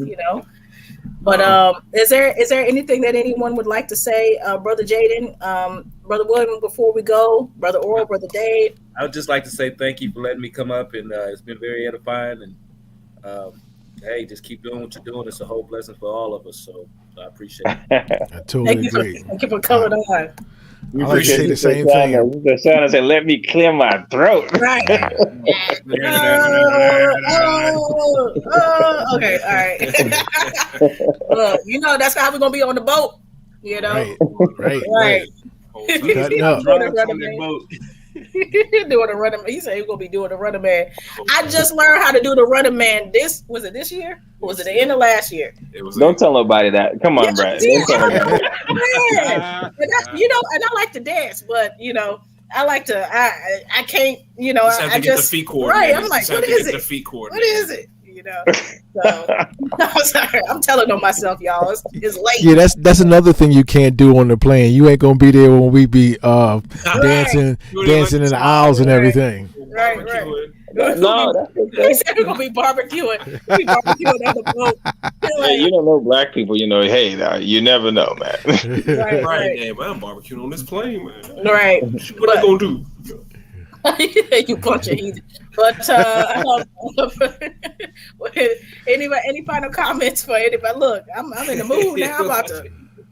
I'll just look forward to the day we'll be able to do all this in person. We'll be able Absolutely. to barbecue when we want to, where we want to, and just spit and freestyle if we can, if we want to. And I think that time is coming closer than a lot of people think. And most important thing is to not look horizontally, but look vertically, look to the Most High. And I tell you, times are going by fast. So we may fear the idea of another year, but a year these days starting to feel like weeks to like 3 weeks. So funny.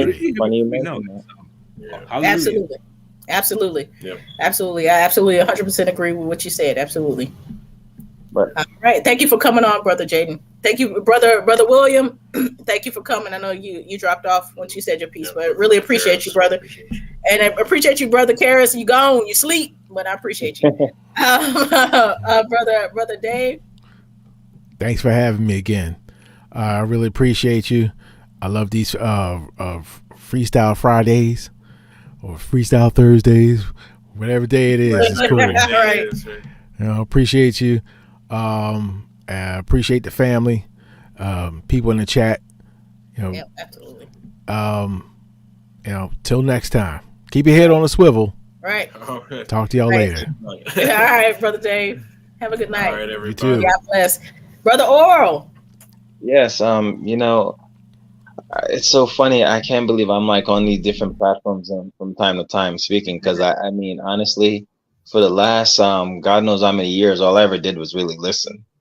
And then the opportunity presented itself, and I said, let me go on. And then I said, okay, let me go on another one and another one. And so, but I don't take them for granted. I thank each and every one of you hosts that allow me the privilege to just come on and just speak to like-minded folks such as myself. I really appreciate it. And I thank the Most High for just giving me the wanting to do it factor, because it's so funny, because tonight I was going to say, I'm just going to listen. And you're like, come on, you guys, don't be shy. And it's not that I'm shy. But I was like, well, let me let someone else go on. Right. And I was like, okay, if nobody's going to take the opportunity, shoot, let me go on there then. Right. So I did, and every single time I've come on one of these things, I've always enjoyed myself. And it's just as you guys said and all the other brothers said, it's just like being around like-minded people that's on one accord. And this is how it's going to be when we get back to the land. I mean, personally, even if we make it to the end of the year, I don't think it's going to be much longer than that, me personally. How I feel about it, because things are just happening so fast. But you know what? If we stay in His will, then everything is going to be all right. So I'm going to pray for you folks, pray for you guys to continue to just move towards having a closer walk with our Heavenly Father. And thanks for everyone for just not clicking off when I come on and start talking. So I thank the people out in cyberspace that's listening to my voice and listen to you guys' voice. And as we always say, they are family, because we are one big family. So I thank the Most High for just the opportunity. Absolutely. Well, absolutely. brother Oral, it's always a pleasure when you come on. And I would hear you on other platforms or on your Kobe and stuff, when I was just listening, you know what I mean?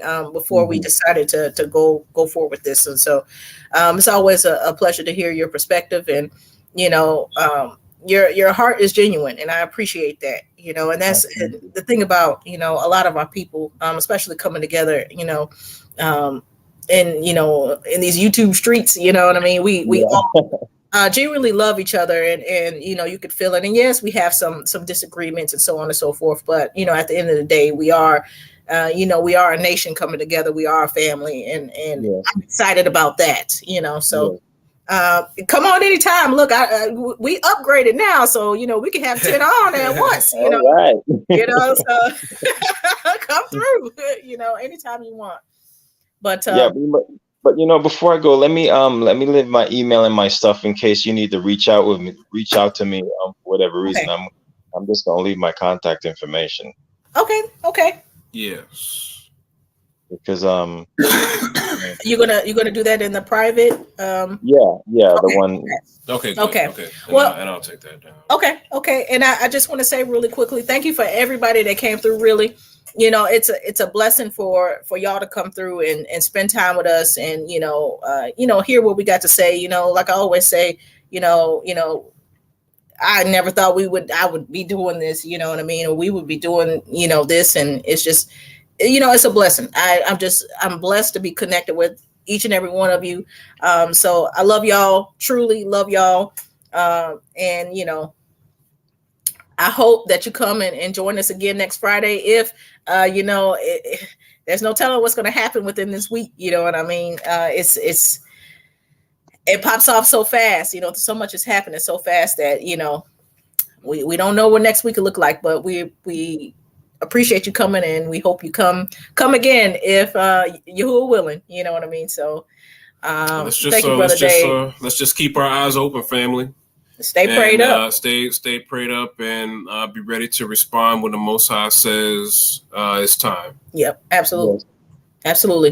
But here, I'm going to get there. Love y'all. I hope y'all have an awesome Shabbat. And you know, we see y'all next time. Blessings to every one of you. Peace and blessings to every one of you. Love y'all. Take care. Have a good night, y'all.